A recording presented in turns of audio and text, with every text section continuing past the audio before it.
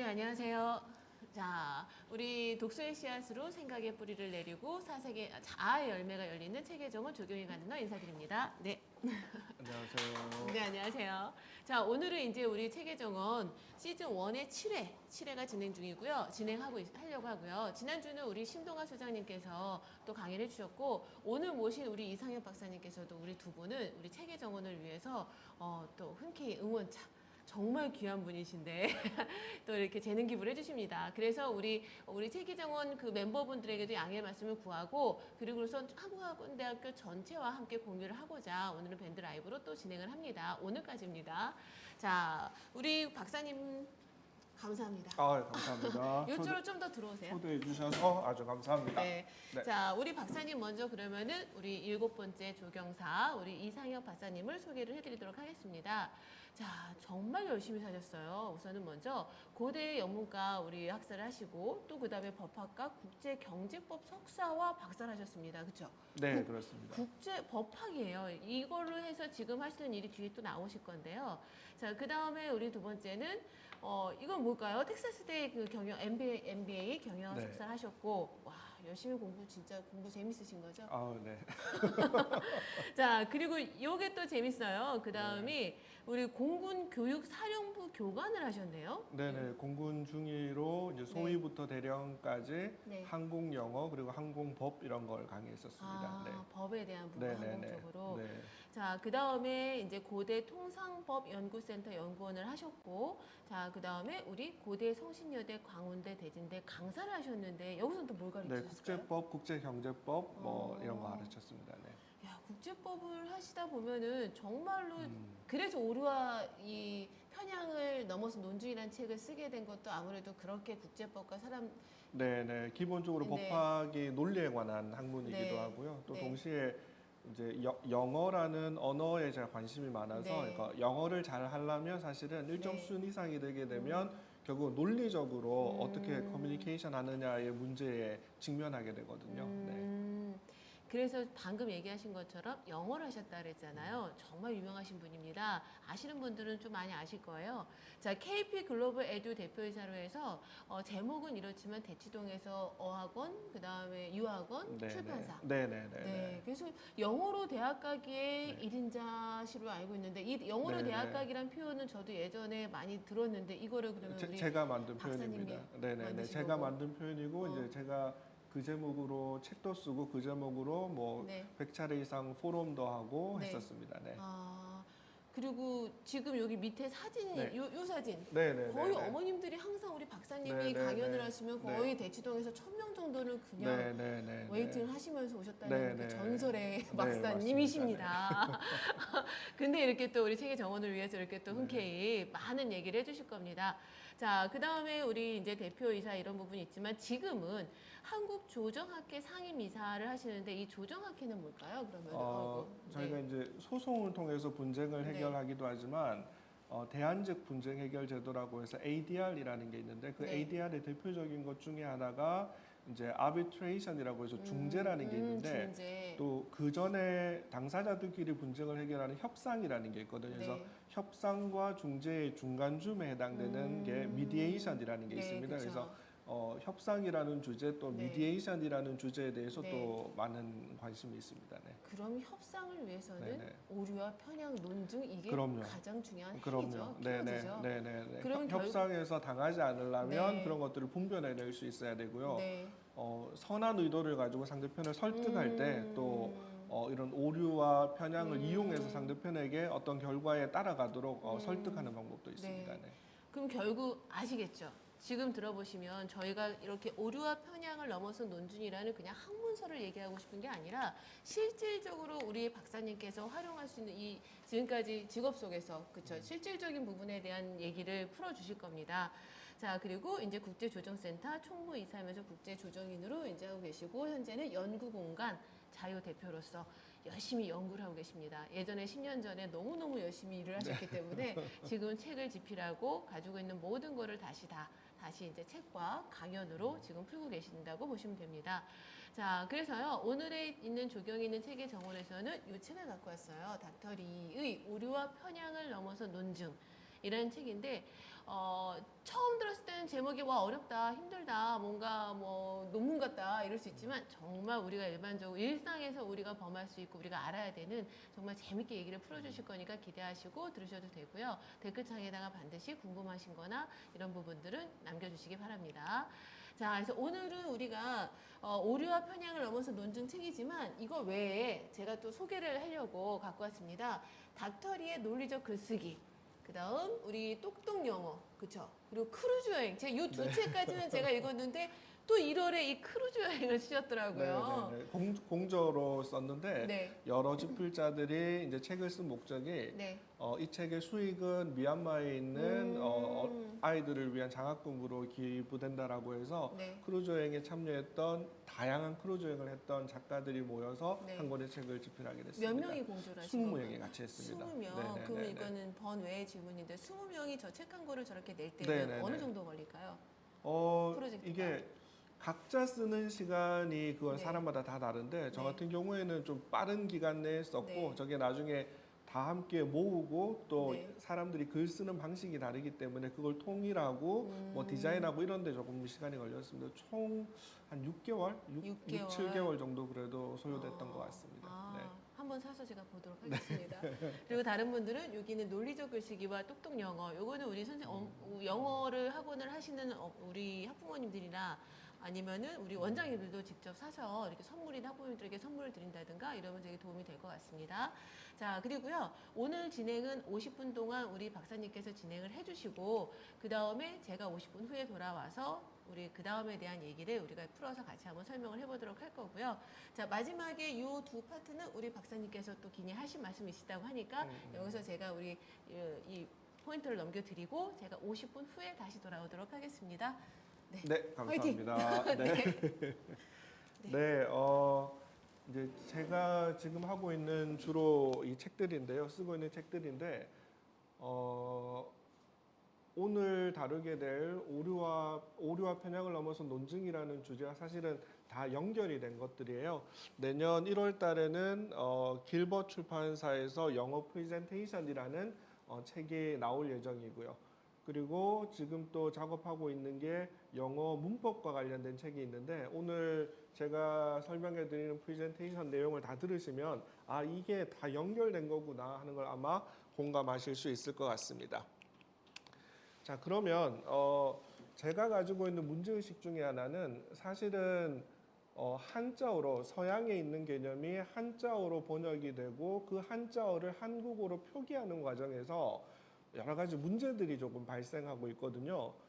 영어 혹은 라틴어 원래의 개념을 이해하면 너무너무 쉬운 개념인데 이게 100년 전, 150년 전, 200년 전 한자어로 번역되어서 우리에게 주었던 유익함도 있거든요. 전혀 낯선 어떤 개념을 익숙한 한자어로 받아들이니까 어느 정도 쉽게 그 개념을 받아들였던 부분도 분명히 있는데 문제는 한자어에 담아내지 못하는 원래 개념이 있거든요. 그 개념을 제대로 이해하지 못하기 때문에 어렵게 느껴지는 부분이 있습니다.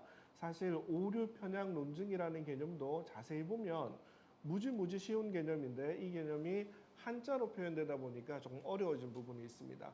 논증이라는 게 reasoning이라고 해서 말 그대로 reason이라는 건 이유라는 거잖아요. 그러니까 reasoning, 논증이라는 건 아주 쉽게 설명하냐면 왜냐하면이라는 이유대기예요.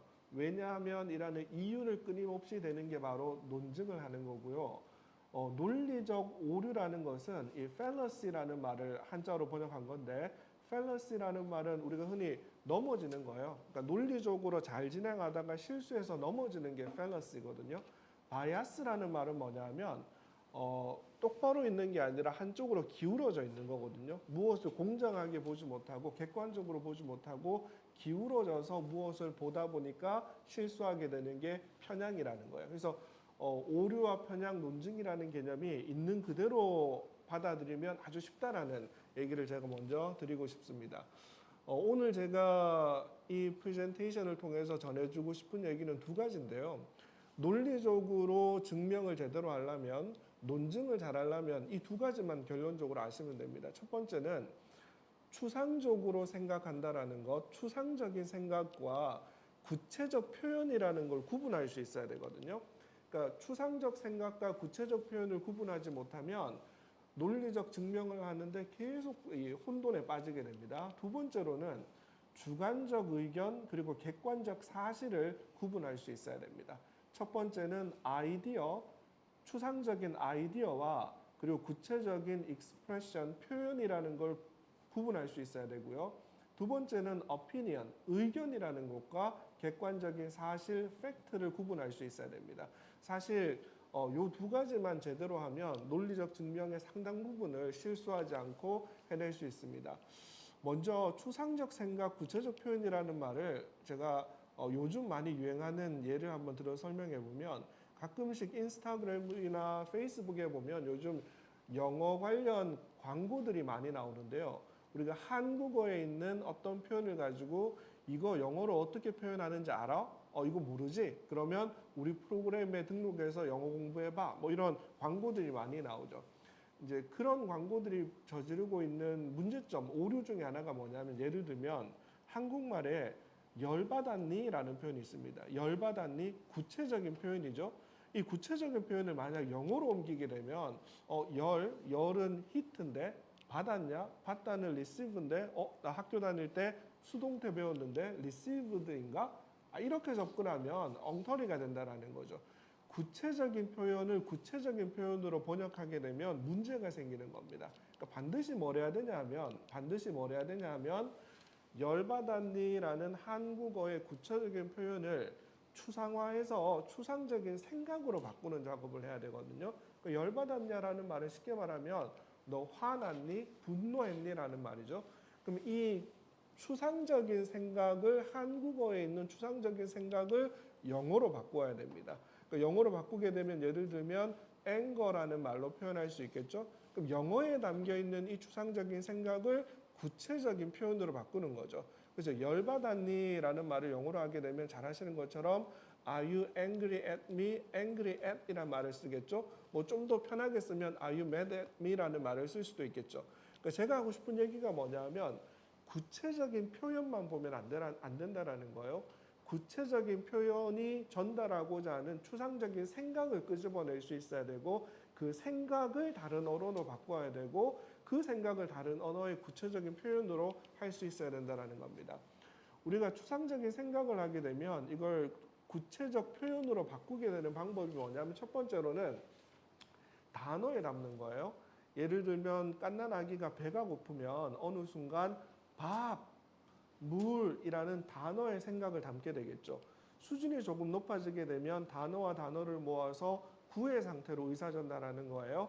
밥이라고 말했던 아이가 어느 순간 따뜻한 밥, 맛있는 밥 이러는 거예요. 이 아이가 수준이 좀 더 높아지게 되면 이제 하나의 문장을 만들게 되는데요. 밥, 따뜻한 밥 했던 아이가 어머님 따뜻한 밥 한 끼 지어 주십시오 라는 문장으로 얘기하는 거예요. 이거보다 수준이 좀 더 높아지게 되면 문장과 문장을 논리 구조에 따라서 문단을 만들게 되거든요. 예를 들어서 밥 했던 아이가 이제 어느 순간이 되면 어머님 따뜻한 밥 한 끼 지어 주십시오. 왜냐하면 제가 어머님 아들인데 아침부터 아무것도 먹지 못했으니까 배가 너무 고파요. 지금 당장 밥을 지어 주시길 바랍니다. 라고 얘기할 수 있는 거예요. 이거보다 좀 더 수준이 높아지게 되면 이제 문단과 문단을 모아서 하나의 단락, 패시지 차원에서 의사 전달을 하게 되는 거예요. 예를 들면 밥 이랬던 아이가 이제 수준이 아주 높아지게 되면 어머님 따뜻한 밥 한 끼 지어 주십시오. 첫째, 아동인권이라는 측면에서 지금 당장 밥을 지으셔야 되겠습니다. 어쩌고 저쩌고.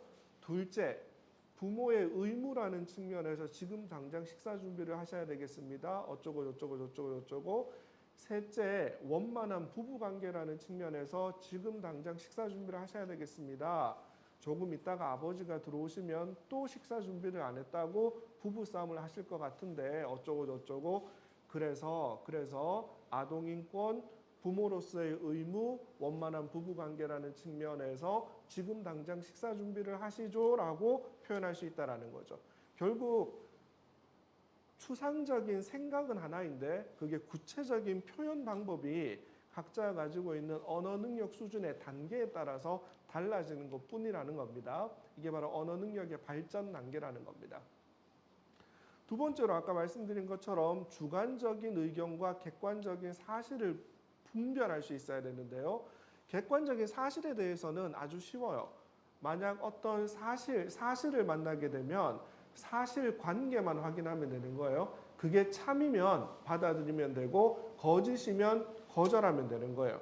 예를 들면 1789년 프랑스 대혁명이 일어났다라는 사실에 관한 진술을 듣고 그래 1789년 맞지? 참이면 받아들이면 되는 거예요. 근데 예를 들어서 1901년 프랑스 대혁명이 일어났다라고 하면 1901년이 아니죠. 거짓이기 때문에 사실을 수정해서 거절하고 거짓은 거절하고 사실을 수정해서 받아들여야 되겠죠.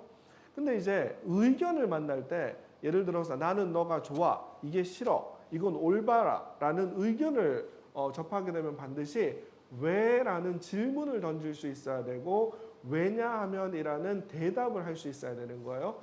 이것만 잘하면 논리 게임을 아주 잘할 수 있습니다. 이게 바로 그 유명한 소크라테스의 소크라틱 메소드라고 해서 소크라테스식 문답법이라는 거죠. 소크라테스가 항상 상대편에게 왜 그래? 왜 그래? 왜 그래?라고 질문함으로써 상대편 스스로가 자신의 무지에 도달하도록 도와줬다라고 하는 방법이 소크라테스식 문답법이라는 거죠. 보통 우리가 요즘 뭐 미국식 로스쿨, 미국식 비즈니스 스쿨에서 하는 케이스 스터디가 거의 다가 바로 이 소크라테스식 문답법의 형식으로 강의를 교육을 진행한다라고 하죠. 자, 혹시 여러분 트라이비움이라는 단어를 들어본 적이 있나요? 트라이라는 말은 3이라는 말이고요. via라는 말은 원래 길이라는 말인데 원래 뜻은 세 가지 서로 다른 길이 만나는 걸 트라이비움이라고 하는데 흔히 이걸 뭐라고 말하냐면 지난 수천 년 동안 서구 사회에서 자유인이 되기 위해서 가르쳐줬던 세 가지 기술이에요. 트라이비움이라고 해서 그래서 우리나라에서는 이걸 세 가지 학문이라고 번역하기도 하는데 흔히 그라마, 문법이라는 거, 그리고 레토릭, 수사학이라는 거, 그리고 라직, 논리라는 게 있는데 요 세 가지 그라마와 레토릭과 라직이라는 요 세 가지를 서양 사회에서는 지난 수천 년간 자유인이 되는 모든 억압과 속박으로부터 벗어나는 자유롭게 되는 기술이라고 해서 서구의 지식인들한테 가르쳤던 기본 개념입니다. 그러니까 이게 사실 커뮤니케이션의 기본으로 다 깔려져 있거든요. 그래서 제가 관심 있는 주제가 바로 이 트리비움이라는 건데 이 제가 쓰고 있는 책 그리고 오늘 설명드리고자 하는 오류와 편향을 넘어선 논증이라는 것도 기본적으로는 이 트리비움이라는 것에 근거해 있다라는 말씀을 드리고 싶고요. 잘 아신 것처럼 아리스토텔레스라는 사람이 쓴 유명한 책 제목이 레토릭이라는 게 있어요. 수사학이라는 게 있는데 수사학이라고 하기도 하고 그 책의 제목을 아예 The Art of Persuasion이라고 해서 설득의 기술이라고 하기도 합니다. 아예 제목을 설득의 기술이라고 표현하기도 하는데 이 책에서 아리스토텔레스는 사람을 설득하는 방법은 세 가지다. 첫 번째, 이성을 활용한 설득이 있고 두 번째, 파토스, 감성을 활용한 설득이 있고 세 번째, 인격, 그 사람의 인격을 기반으로 설득하는 게 있다라고 합니다. 설득의 기본이 바로 이성에 호소하는 설득인데요. 논리 그 자체에 기반해서 설득하는 것, 이게 오늘 책의 주제인 논증에 관한 부분입니다. 이 논증이 바로 설득, 의사소통의 가장 기초가 되는 거고요. 두 번째로는 상대편의 감성에 호소하는 거예요. 감성에 호소하는 것은 굉장히 강력한 설득의 방법이긴 한데 이게 잘못하면 오류와 편향에 빠질 수도 있는 양날의 검과 같은 겁니다.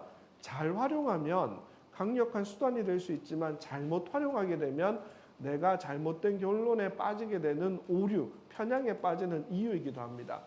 세 번째로는 그 사람의 인격. 예를 들면 뭐 법정 스님이나 김수환 추기경님이나 존경받는 평생을 청빈하게 사신 분들이 있죠. 이런 분들이 야, 너 이거 좀 해줄래? 라고 부탁하면 뭐 그분들의 인격을 봐서 그냥 하잖아요. 이런 거. 인격에 호소해서 설득하는 방법도 있습니다. 그런데 인격과 권위에 호소하는 설득도 잘못하게 되면 심각한 오류와 편향에 빠지는 양날의 검과 같은 겁니다. 그러니까 제가 하고 싶은 말은 설득의 방법이 이성과 감성과 인격에 호소하는 건데 그 기본은 이성에 호소하는 거다. 이게 바로 논증이다라는 얘기입니다. 우리가 흔히 논리라는 말을 쓰는데 논리라는 말은 로고스라는 말에서 나왔어요. 로고스라는 말은 이성과 합리성이라는 말인데 아주 쉽게 얘기하면 왜냐하면이라는 이유를 대고 하는 게 이유의 이치에 맞게 하는 게 논리입니다. 논리를 가지고 하는 행위가 뭐냐 하면 논증이에요. 논증이라는 건 바로 reasoning이라고 해서 쉽게 말하면 이유대기라는 말이에요. 그러니까 논증이라는 한자어에 기반한 한국어 때문에 굉장히 어렵게 느껴지는데 영어를 보면 reasoning이라고 해서 아주 쉽게 말하면 이유대기라는 말이 논증이에요. 우리가 논증이라는 한자어 한국어 표기는 100년, 150년 전에 중국어를 기반으로 한자어를 기반으로 서구의 개념을 우리가 번역하다 보니까 이렇게 된 거란 말이에요. 요즘 한자어 교육을 받지 않는 세대를 기준으로 보면 논증이라는 말은 아주 외계어에 해당되는 거겠죠. 요즘 말로 표현하면 그냥 이유대기, 왜냐하면이라는 이유대기라고 설명드릴 수 있습니다. 그리고 이 논증에 기반해서 설득이 일어나는 거죠. 그러니까 논리와 논증과 설득이라는 건 다른 게 아니라 같은 건데 다른 양상으로 드러나는 것뿐이에요. 그러니까 논리, 논증, 설득이라는 게 현실적으로 보면 논리적 말하기가 되겠죠. 말을 통해서 설득하는 게 되겠죠. 이게 글이 되면 논리적으로 글을 쓰는 게 되겠죠. 책을 쓰는 거, 뭐 신문 사설을 쓰는 거, 혹은 광고 문안을 작성하는 것. 광고 문안이라는 것도 내가 판매하는 이 상품 서비스 사야 돼. 왜냐하면이라는 걸 호소하는 거죠. 기본적으로는 논리에 맞아야 되고요. 그것뿐만이 아니라 감성에도 호소해야 되겠죠. 동시에 이런 서비스 상품을 파는 사람이 믿을 만한 사람이다라는 것도 어필이 돼야 되겠죠. 그러니까 논리적 말하기, 논리적 글쓰기가 바로 논리, 논증, 설득의 현실적인 구체적인 형식이다, 모습이다라고 생각하시면 됩니다. 그러니까 제가 요즘 쓰고 있는 그리고 작년에 출판했던 책이 바로 이것 논리와 논증과 설득에 관한 다른 형태의 모습을 담아낸 책들입니다. 우리가 요즘 개인의 능력, 누가 능력 있는 사람인가를 얘기할 때 많은 사람들이 공통적으로 얘기하는 게 그 사람이 가지고 있는 컨텐츠, 의사면 메디컬 knowledge를 가지고 있어야 되겠죠. 뭐 변호사면은 법에 대한 기술이 있어야 되겠죠. 강사면은 내가 강의하는 수학이다, 영어다, 과학이다의 컨텐츠에 대한 지식이 있어야 되겠죠. 그 지식만 가지고 컨텐츠만 가지고 능력이 결정되는 게 아니라 그 컨텐츠를 다른 사람에게 의사소통할 수 있는 커뮤니케이션 능력, 즉 개인의 능력이라는 것은 컨텐츠 곱하기 커뮤니케이션 능력, 이게 바로 개인의 능력이라고 합니다. 그러면 어떤 사람은 컨텐츠는 아주 뛰어난데 커뮤니케이션 능력이 아주 부족한 사람이 있겠죠. 이런 사람 우리가 흔히 너드라고 하죠. 얼간이. 그리고 보통 뭐 은둔형 천재 이런 사람들이 자기가 아는 것 많은데 커뮤니케이션 능력이 떨어지는 사람이죠.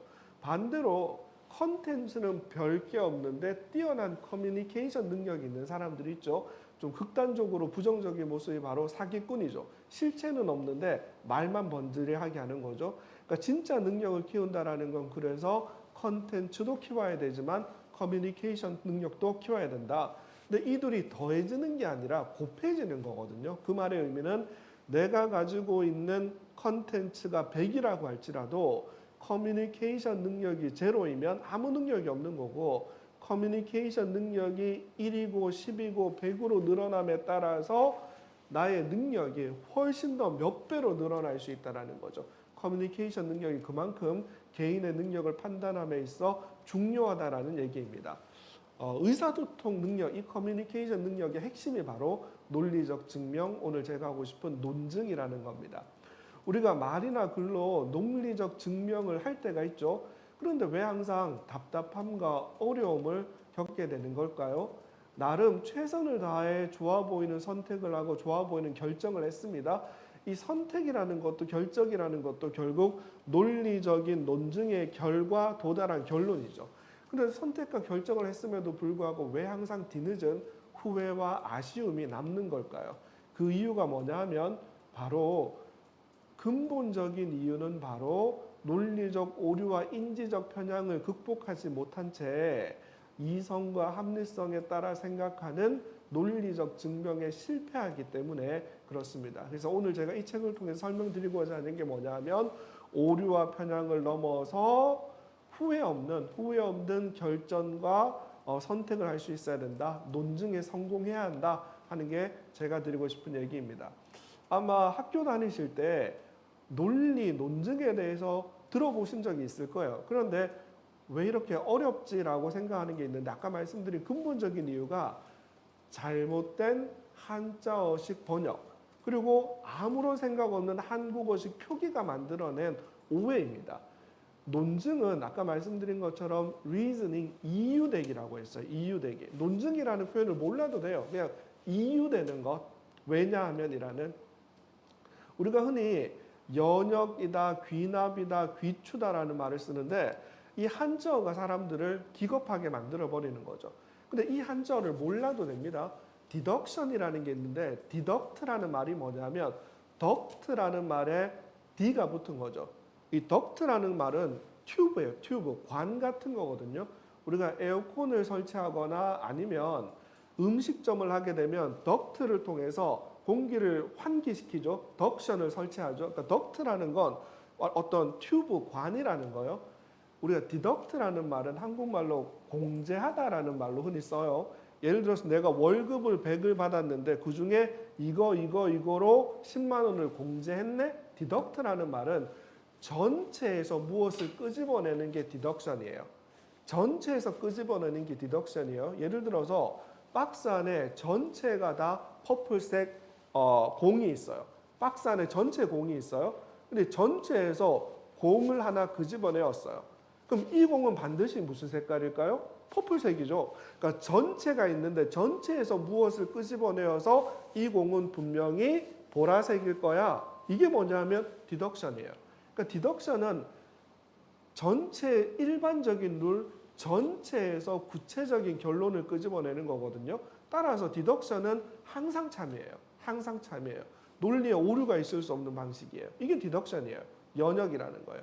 그러니까 연역이라는 게 한자, 한국어를 보면 굉장히 어려운데 말뜻이 뭐냐 하면 전체에서 관을 통해서 구체적인 하나를 끄집어내어서 결론에 도달하는 거예요. 늘 참인 거예요.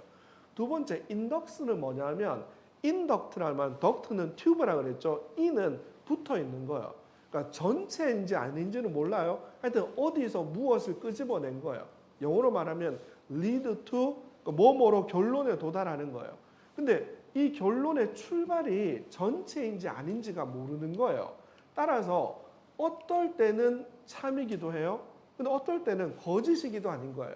이걸 귀납이다라는 한자 한국어로 표현하니까 이거 완전 수수께끼 같은 얘기가 된 거예요. 그러니까 인덕션이라는 귀납이라는 말은 무엇으로부터 결론을 끄집어내었는데 이게 출발점이 무엇인지 모르기 때문에 경우에 따라서는 참일 수도 있고 경우에 따라서는 거짓일 수도 있는 거예요.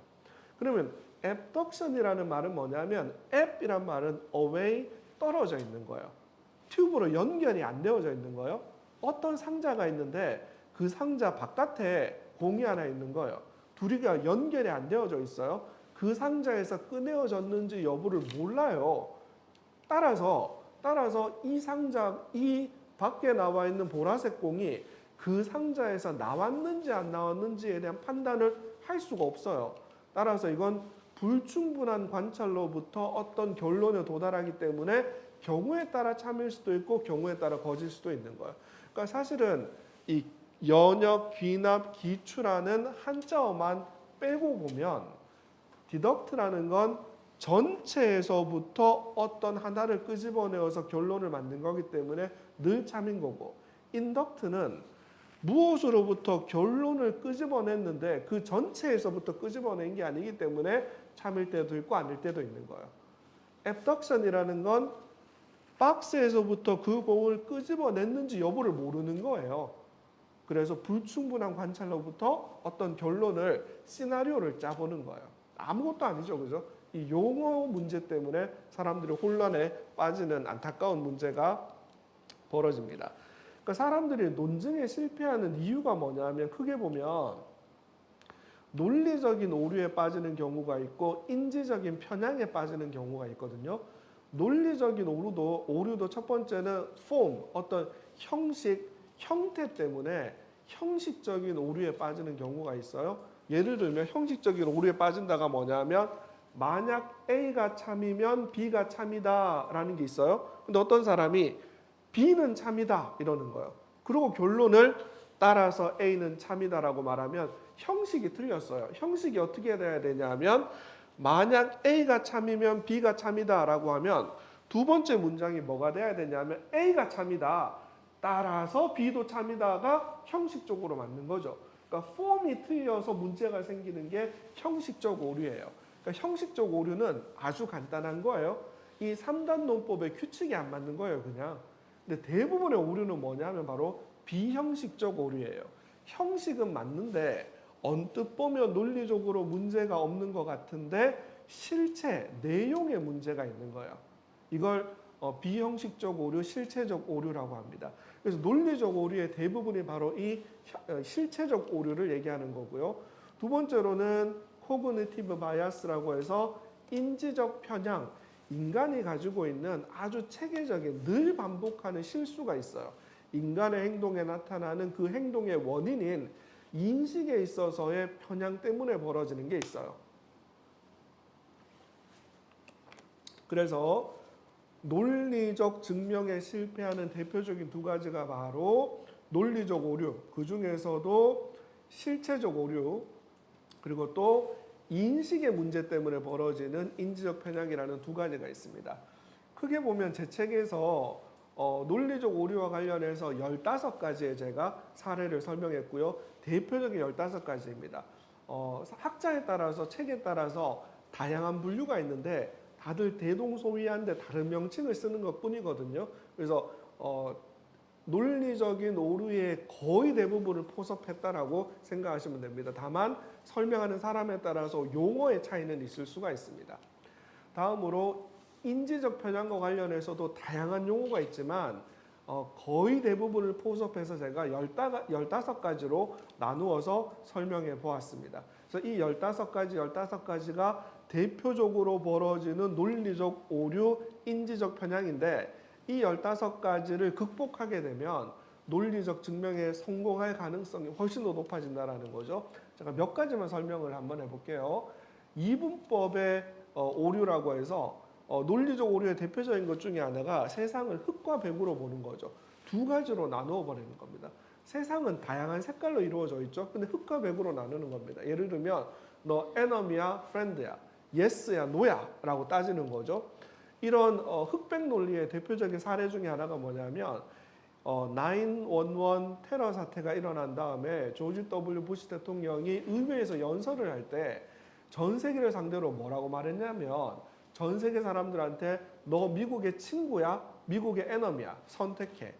즉 테러와의 전쟁에 동참하면 미국의 친구이고 테러와의 전쟁에 동참하지 않으면 너는 우리의 적이고 테러리스트의 친구야. 세상을 이분법으로 나누어서 세상을 설명하는 거죠. 이 전형적인 문제가 있는 태도이죠. 세상은 적과 친구로 나누어지는 게 아니라 친한 친구, 덜 친한 친구, 그냥 아는 사람, 친구, 그냥 나에 대해서 무관심하는 사람, 나를 욕하는 사람, 싫어하는 사람, 나를 죽이려는 사람 다양하게 이루어져 있는 거죠. 그러니까 그 다양한 것을 보지 못하게 되면 오류에 빠진다라는 겁니다. 두 번째로 성급한 일반화의 오류라고 해서 많이 보는 거죠.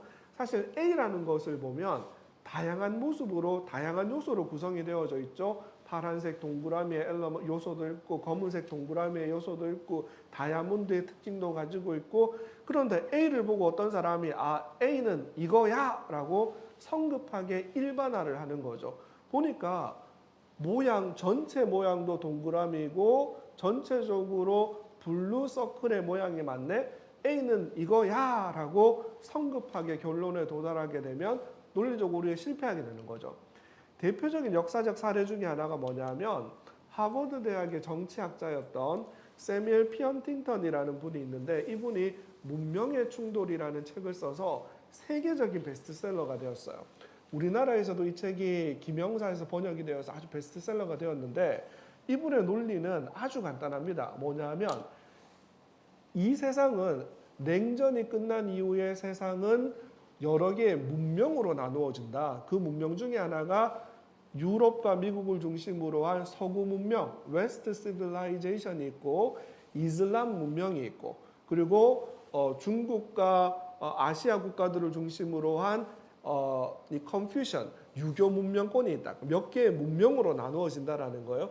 그리고 이 서로 다른 문명이 서로 상호작용을 하는데 그 중에 서구 문명에 대해서 이슬람 문명이 도전하게 되는데 서구 문명과 이슬람 문명의 충돌 때문에 세상이 혼란스러울 거다라고 예견하는 책을 씁니다.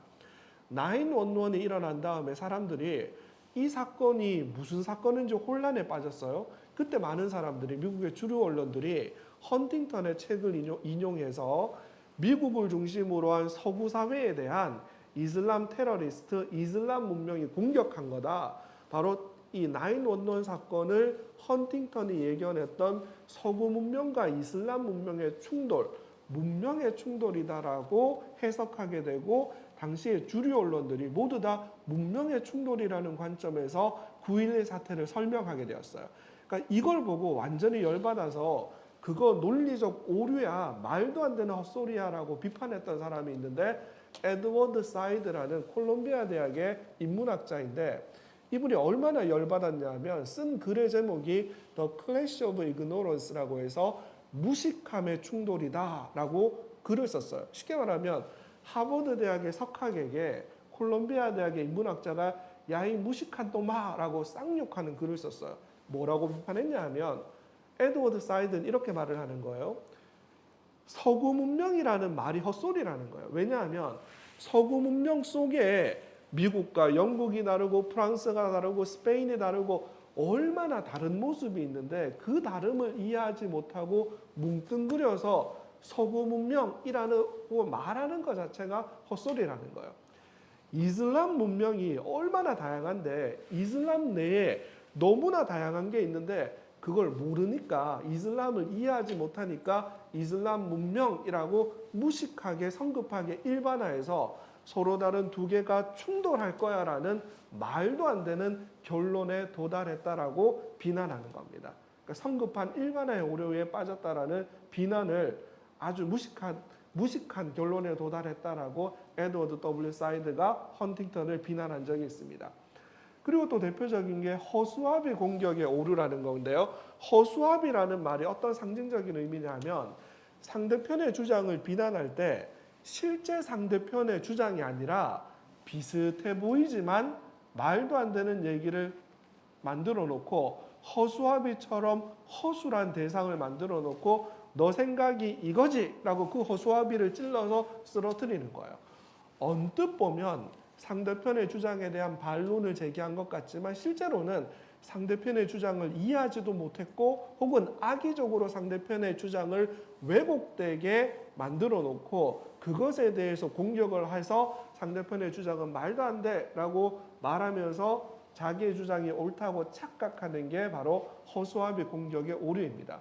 대표적인 사례 중에 하나가 뭐냐면 한국에서도 베스트셀러가 된 바로 마이클 제이 샌델이라는 하버드 대학의 정치 철학자가 있죠. 이분은 정의란 무엇인가, 정의에 관한 책을 써서 유명해졌고 그 유명세에 힘입어 다시 쓴 책이 돈으로 살 수 없는 것이라는 책이 있습니다. 훌륭한 책이죠. 다만 이 책에 대해서 비판하자라면 허수아비 공격의 오류라는 비판을 제기할 수도 있습니다. 이분이 뭐라고 말하냐면 시장이 아주 소중한 가치를 몰아내고 파괴할 수 있다. 그러니까 이분의 주장은 모든 것을 시장에 맡기게 되면 우리가 소중하게 여기는 공동체의 가치, 윤리의 가치, 도덕의 가치가 무너질 수도 있다. 그러니까 시장이 뭔가 비윤리적이고 비도덕적이라는 비난을 합니다. 많은 분들이 공감한 내용이에요. 그런데 조금 따져보면 어떤 반론이 가능하냐 하면 이분이 비난의 대상으로 삼는 주장, 시장을 존중하는 생각에 출발에 해당되는 사람이 아담 스미스라는 사람이죠.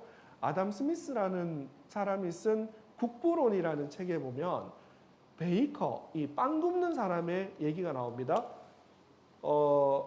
마이클 샌델의 주장에 대한 반론을 제기하는 분들은 마이클 샌델은 아담 스미스가 말하는 시장의 개념을 이해하지 못했다. 혹은 이해했는데도 악의적으로 왜곡해서 허수아비를 세워놓고 공격했다라고 반론을 제기합니다. 아담 스미스가 시장이 무엇인가를 설명할 때 비유적으로 들었던 게 뭐냐면 빵 굽는 사람의 비유입니다. 빵 굽는 사람이 빵을 장사를 하죠. 그럼 이분은 돈을 많이 벌려는 이기적인 욕심이 있는 거예요. 나는 돈을 많이 벌 거야. 이게 모든 인간의 공통의 생각이라는 거예요. 그럼 빵을 굽는 사람은 돈을 많이 벌기 위해서 아주 좋은 재료를 사서 꼭두 새벽부터 일어나서 아주 열심히 만들어서 값싸게 팔아야지만 보다 많은 사람이 그 빵을 사가고 내가 부자가 될 수 있겠죠. 빵을 굽는 사람은 빵을 사가는 사람의 이익을 위해서 그러는 게 아니에요. 좋은 재료를 사서 꼭두 새벽부터 열심히 빵을 만들어서 값싸게 빵을 파는 이유는 오로지 자기의 이기적인 욕심 때문에 그러는 거예요. 돈을 많이 벌기 위해서. 그런데 보이지 않는 시장의 힘 때문에 빵 굽는 사람의 이기적인 그 행동이 다른 많은 사람들에게 질 좋은 빵을 값싸게 공급해주는 역할을 한다는 거예요. 즉 각 개인이 도덕적인 게 아니라 시장이라는 보이지 않는 손에 의해서 각 개인의 이기적인 욕심에 의한 행동이 모두에게 이익을 주는 선한 결과를 만들어낸다라는 게 아담 스미스가 생각한 완벽한 시장, 보이지 않는 손이라는 거예요. 아담 스미스의 도덕의 관념은 이 국부론이라는 책이 쓰여지기 전에 이미 쓰여졌던 도덕감정론이라는 책에서 잘 드러납니다. 그러니까 아담 스미스는 도덕에 대한 얘기를 먼저 썼어요. 그리고 시장에 대한 얘기를 쓴 거예요. 아담 스미스가 생각한 시장이라는 것은 전혀 도덕과 윤리를 무너뜨리는 게 아니라 그 시장이 바로 오히려 도덕과 시장에 기여한다라고 아담 스미스는 설명을 했어요. 그리고 왜 그게 도덕과 윤리에 기능하는지에 대한 설명도 자세하게 했고요. 근데 마이클 샌델이 생각한 시장의 개념은 그런 개념이 아니죠. 아담 스미스가 말한 시장이 아니라 자기가 생각한 시장을 세워놓고 그 시장을 공격해서 아담 스미스의 사상이 자유주의의 사상이 틀렸다라고 공격한다라는 거죠. 물론 아담 스미스를 따르는 자유주의자의 주장을 따라도 상관없고요. 마이클 샌델처럼 존 메이나드 케인즈와 같이 수종주의적 생각을 따라도 상관없습니다. 이건 선택의 문제이니까요. 철학의 문제이니까요. 다만 논리라는 측면에서 마이클 샌델의 저 책을 논리적 오류라고 비판할 여지는 있다라는 거죠. 다음으로 이 재밌는 그림이죠. 우리가 밴드웨건의 오류라고 해서 밴드웨건이 뭐냐면 우리가 음악하는 밴드 있죠, 그죠? 옛날에 서부 개척 시대 때 사람들이 이제 밴드에 이런 마차 위에 밴드가 음악을 치고 이러면 사람들이 따라가서 공연을 구경하고 하죠, 그죠? 밴드웨건의 오류라는 건 쉽게 말하면 친구 따라 강남 가는 거죠. 그러니까 다수가 그렇게 하면 나도 모르게 따라가는 거예요. 생각도 하지 않고 판단도 하지 않고. 이 밴드웨건의 효과로 설명할 수 있는 대표적인 사례가 하나 있는데 우리가 흔히 개인적으로도 어떤 실수를 저진 다음에 세월이 좀 지난 다음에 이불킥하는 경우가 있죠. 지금 생각하면 부끄러웠어 라고 생각하는 경우가 있잖아요. 제 개인적으로는 대한민국 사회가 현대에 넘어와서 가장 집단적으로 이불킥해야 되는 부끄러운 사건 중에 하나가 바로 이 사건이었다라고 생각합니다. 한번 잘 들어보세요. 우리가 잘 아시는 것처럼 미친 소, 매드카우라는 광우병 사태가 있었죠. 이 광우병 사태에 대한 논의가 폭발하게 된 결정적인 계기가 MBC PD 수첩 때문이었죠. PD 수첩에서 광우병에 걸려서 죽어가는 소의 모습을 보여주고 광우병에 걸린 미국 사람의 인터뷰를 따고 광우병에 걸린 미국 사람이다라는 건 PD 수첩의 주장이었어요. 결론적으로 재판 과정에서 그 미국인은 광우병에 걸린 게 아니라는 게 밝혀졌습니다. 여하튼 당시에는 그걸 보고 난리가 났었죠. 그래서 많은 분들이 아이들의 건강을 걱정해서 유모차 부대가 광장에 나와서 미친 소 수입하면 안 된다 라고 했고 많은 분들이 광화문 광장에서 촛불 시위도 했고 난리가 났었죠. 난리가 났었죠. 그러니까 이 와중에 많은 사람들이 미국소를 비난하게 되었고 그러한 밴드웨건에 편승해서 어떤 여배우가 미국산 쇠고기를 먹느니 차라리 청산가리를 먹는 게 낫다라는 자극적인 반응도 했고 그래서 또 반론을 제기하시는 분들은 야 상식적으로 생각해봐 만약 미국 소가 광우병에 걸린 소고 우리가 그걸 먹으면 광우병에 걸린다라는 게 사실이라면 미국 쇠고기를 먹는 미국 사람들은 이미 광우병에 다 걸려야 되는 거 아니야? 상식적으로 맞는 얘기죠. 근데 이런 주장에 대해서 일부에서 뭐라고 말하냐 하면 미국 사람들은 자기들이 먹지 않는 소고기 즉 미국 사람들이 먹는 소고기는 괜찮은데 광우병에 걸린 소고기만 한국에 수출한다라는 상식에 바라는 주장을 하기도 했어요. 사실은 이런 일이 벌어졌습니다. 근데 이런 주장이 과연 합리적이고 논리적일까요? 세월이 지나서 지금 상황에서 한번 과학적으로 얘기를 해보면 그러니까 제가 이 문제에 대해서 책에 쓴 이유도 사실은 이 문제에 제가 간접적으로 조금 관여를 했기 때문인데 이게 WTO 국제경제법하고도 관련이 있는 사실은 문제예요. 그러니까 우리가 합리적으로 얘기를 해보면 과학의 얘기를 해보면 뭐냐면 광우병이라는 것은 지금 우리가 겪고 있는 코로나와 달라요. 코로나는 바이러스예요. 바이러스는 만지는 것만으로도 걸려요. 근데 광우병은 뭐냐면 소가 미친 듯이 벌쩍벌쩍 뛰다가 죽어버렸어요. 왜 죽었는지 몰라요. 그래서 그걸 확인하기 위해서 소의 뇌를 잘라보니까 소의 뇌 중에 프라이온이라는 단백질이 변형되어져 있는 거예요. 그럼 프라이온 단백질이 무슨 기능을 하고 왜 변형되었는지는 과학적으로 몰라요. 아직까지. 과학자들 아직까지 입증하지 못했어요. 근데 분명한 것은 현재의 과학적 사실은 미친 소가 벌쩍벌쩍 뛰다가 죽었는데 뇌를 잘라보니까 프라이온 단백질이 정상이 아니라 모양이 뒤틀어져 있더라. 변형된 프라이온 단백질이 발견된 거예요. 그러니까 우리가 코로나는 발병했다, 아웃브레이크했다라고 얘기를 하는데 광우병은 아웃브레이크라는 표현을 쓰잖아요. 광우병은 원래 있었는데 우리가 발견한 것뿐이에요.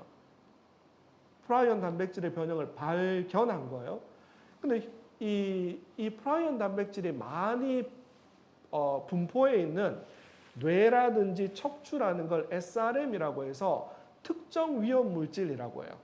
그럼 과학적 결론은 뭐냐면 WTO에서는 뭐라고 말하냐면 만약 인체에 해로운 소고기면 수출입하면 안 된다. 근데 인체에 해롭지 않다라면 자유롭게 수출입을 해야 된다. 그럼 이게 인체에 해로운지 아닌지는 과학적으로 판단을 해야 되는데 그 판단을 하는 국제기구가 뭐냐면 OIE라는 동물의 건강에 대한 과학자들이 모여서 만든 국제기구예요. OIE의 결론이 뭐냐면 SRM이 많이 분포되어져 있는 뇌라든지 척추를 제거한 그러니까 뼈를 발라서 먹는 쇠고기는 아무런 문제가 없다라는 게 과학적 결론이에요. 그 당시에 미국과 한국이 뭘 했냐면 뼈를 제거한 deboned, 뼈를 발라낸 소고기를 수입한다가 당시의 결론이었거든요. 근데 이걸 먹으면 광우병에 걸린다, 만져도 문제가 생긴다, 청산가리보다 위험하다라는 건 과학적으로 아무 근거가 없는 얘기예요. 근데 당시에 많은 사람들이 편승해서 심각한 우리가 혼란에 빠졌던 일이 일어났죠. 많은 세월이 지났는데 지금 우리가 미국산 쇠고기 다 먹고 있죠. 아무 문제가 없죠. 이불킥해야 되는 사실은 상황이 벌어진 거죠. 이것도 우리가 밴드웨건에 오류에 빠졌다라고 설명할 수 있습니다. 우리가 편향 중에 기준점 편향이라고 해서 앵커링이라는 게 있는데 우리가 앵커라는 건 닻이죠. 닻이라는 게 뭐냐면 배를 정박할 때 무거운 쇠를 내려 뜨려면 그 정박한 닻을 주위로 배가 떠나지 않게 되죠. 머물게 되죠. 우리가 어떤 정보를 줬는데 그 정보 처음 받은 정보가 마치 앵커링의 효과가 생겨서 거기에 매이게 되는 것, 혹은 최신 마지막 받은 정보에 매이게 되는 것, 혹은 자주 받은 정보에 매이게 되는 것, 이게 바로 앵커링 바이어스라고 합니다. 예를 들면 우리가 협상을 할 때 이런 일이 많이 벌어지는데요. 예컨대 오피스텔이 하나 있어요. 이 오피스텔을 팔려는 사람과 살려는 사람이 있는데 협상을 할 때 어떤 일이 벌어지냐면 처음에 제안하는 사람, 예컨대 2억에 하시죠? 사는 사람이든 파는 사람이든 2억에 하시죠? 라고 하면 이 첫 번째 제안이라는 이 정보가 협상 내도록 최종 결론에 영향을 주게 된다는 거예요. 이게 바로 앵커링 바이어스라는 건데, 만약 합리적이라면 어떻게 해야 될까요? 비합리적인 보통 사람들은 2억에 하시죠? 라고 하면 저거보다는 싸게 해야지 1억 9천 이라고 해서 딜을 하는 거예요. 근데 만약 합리적이라면 우리가 AP라고 해서 내가 원하는 가격, 나 이거 2억 5천원 받고 싶은데, 두 번째 레저베이션 반응, 이 가격, 약간 나 이거 1억 8천 밑으로는 못 팔아. 그러니까 내가 희망하는 가격, 나 이건 안 돼. 이건 마지노선이야. 그러면 내가 협상할 수 있는 범위가 나오죠. 예를 들어서 2억 5천에서 1억 8천까지. 그럼 사는 사람, 파는 사람이 각자 그게 있겠죠. 그럼 그 사이에 합치되는 교집합이 있을 거예요. 그게 바로 조파라고 해서 협상 가능한 범위가 생기게 되고요. 근데 이제 중요한 게 2억, 1억 8천이 중요한 게 아니라 가격을 산정하는 객관적인 기준이 있어야 되겠죠. 예컨대 위치가 어디냐, 방이 몇 개냐, 몇 평이냐, 어떤 건물 몇 층이냐, 지하철역에서 얼마 거리냐, 객관적인 기준이 있어야 되겠죠. 이해되죠? 그리고 또 뭘 봐야 되냐 하면 창의적 옵션이라고 해서 뭐 1억 9천 좋아요. 예를 들어서 입주 날짜를 언제로 해달라, 이사 비용을 좀 도와달라. 지금 보니까 도배가 더러운데 도배는 새로 해주세요. 혹은 이거 보니까 냉장고가 고장 나 있는데 냉장고는 새 거로 좀 바꿔주시죠. 이런 옵션을 통해서 또 합의를 이끌어낼 수 있겠죠. 또 가장 중요한 게 뭐냐면 바트너라고 해서 내가 만약 이 협상을 깼을 때 얻을 수 있는 최선의 대안이 있거든요. 예를 들면 2억에 하시죠 라고 살려는 사람이 그래요? 그럼 뭐 저 지금 살고 있는데 계약 연장해서 2년 다 살죠 뭐. 그러니까 자기가 이 협상이 깨졌을 때 선택할 수 있는 옵션이 있겠죠. 그죠? 그래서 이런 걸 고려해서 협상을 해야 되는데 현실 속의 사람들은 그렇지 않고 그냥 사러 가서 그냥 팔러 가서 처음 제시된 정보에 매여버리는 상황이 벌어진다는 거예요. 자, 이 상대성 편향 우리가 아주 많이 경험하는 건데요. 우리가 큰 동그라미 사이에 있는 동그라미 블루 서클이 있고요. 작은 동그라미 사이에 있는 블루 서클이 있죠. 사실은 두 개가 크기가 같은 거예요. 같은 크기인데 똑같은 동그라미인데 누구와 함께 있느냐에 따라서 오른쪽 게 더 크게 보이죠. 그죠? 왼쪽 게 더 작게 보이죠. 그러니까 인간이 이런 심리적 특성이 있다는 거예요.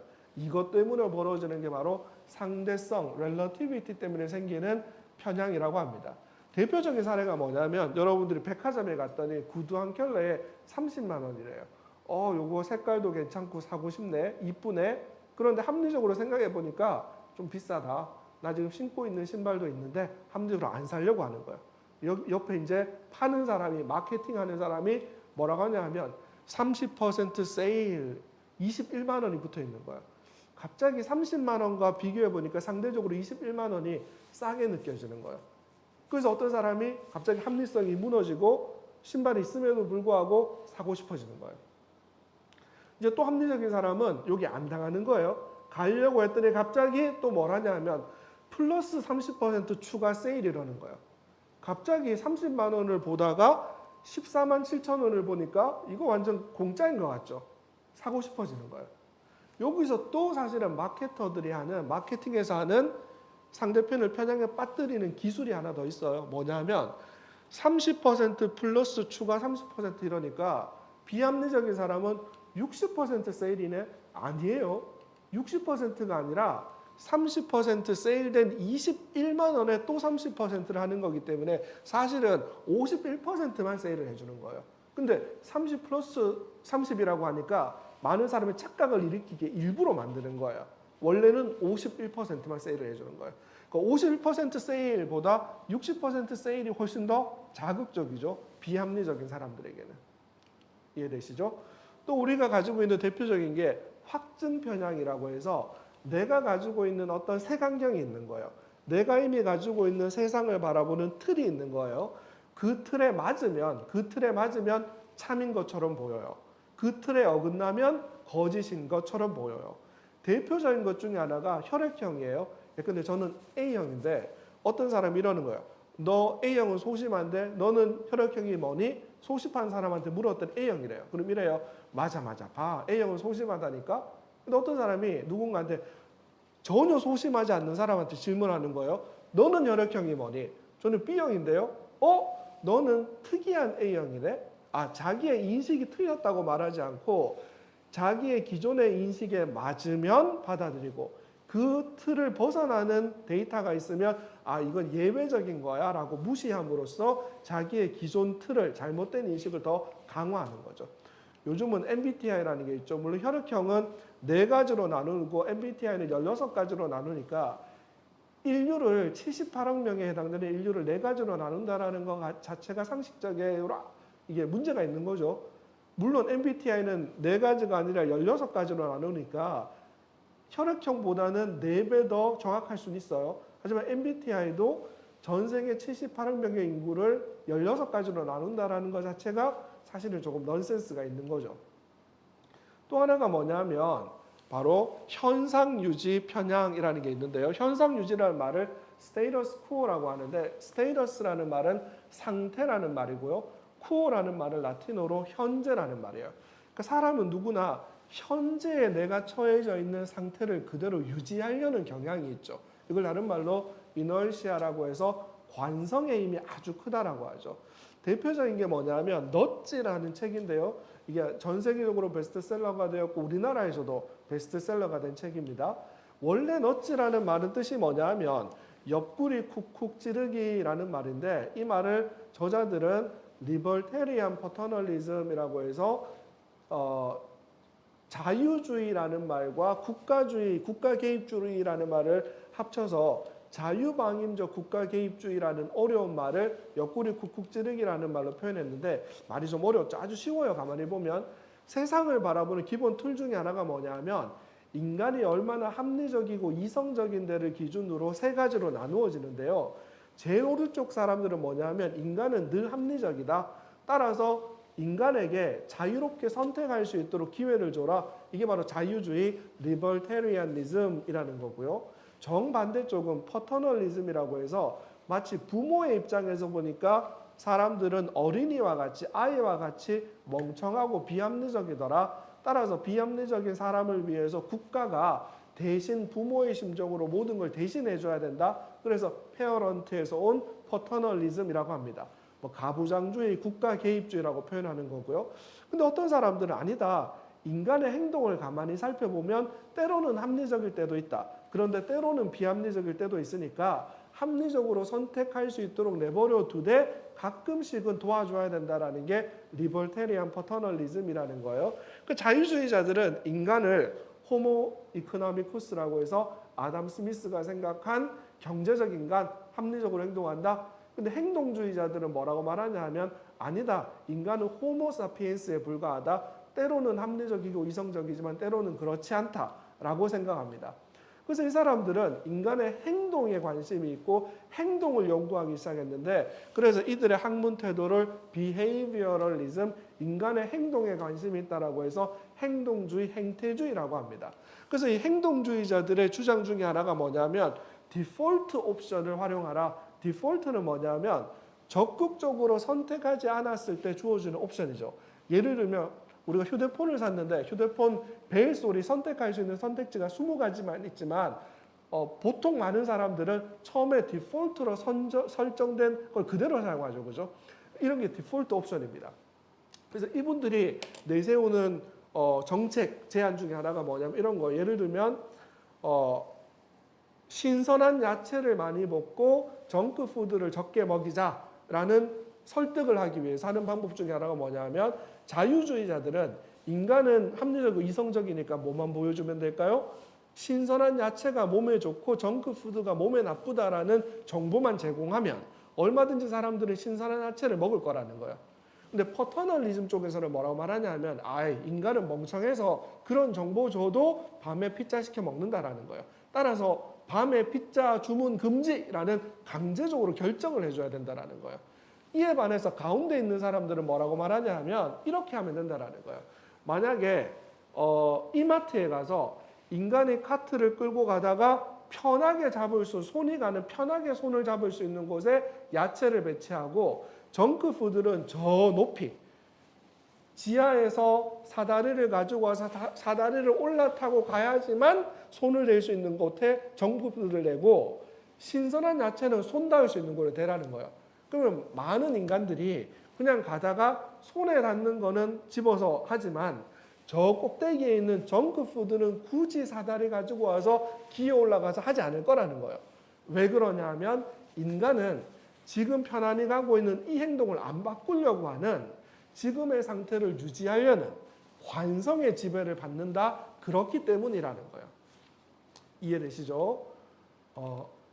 네. 그래서 우리가 합리적 의사결정에 도달하려면 이것들을 극복해내야 한다는 거죠. 결론적으로 우리가 오류와 편향을 넘어서서 논리적으로 증명을 하려면 합리적으로 생각하고 선택하려면 이것만 하면 돼요. 첫 번째 아까 설명드렸던 opinion과 fact를 구분하는 것.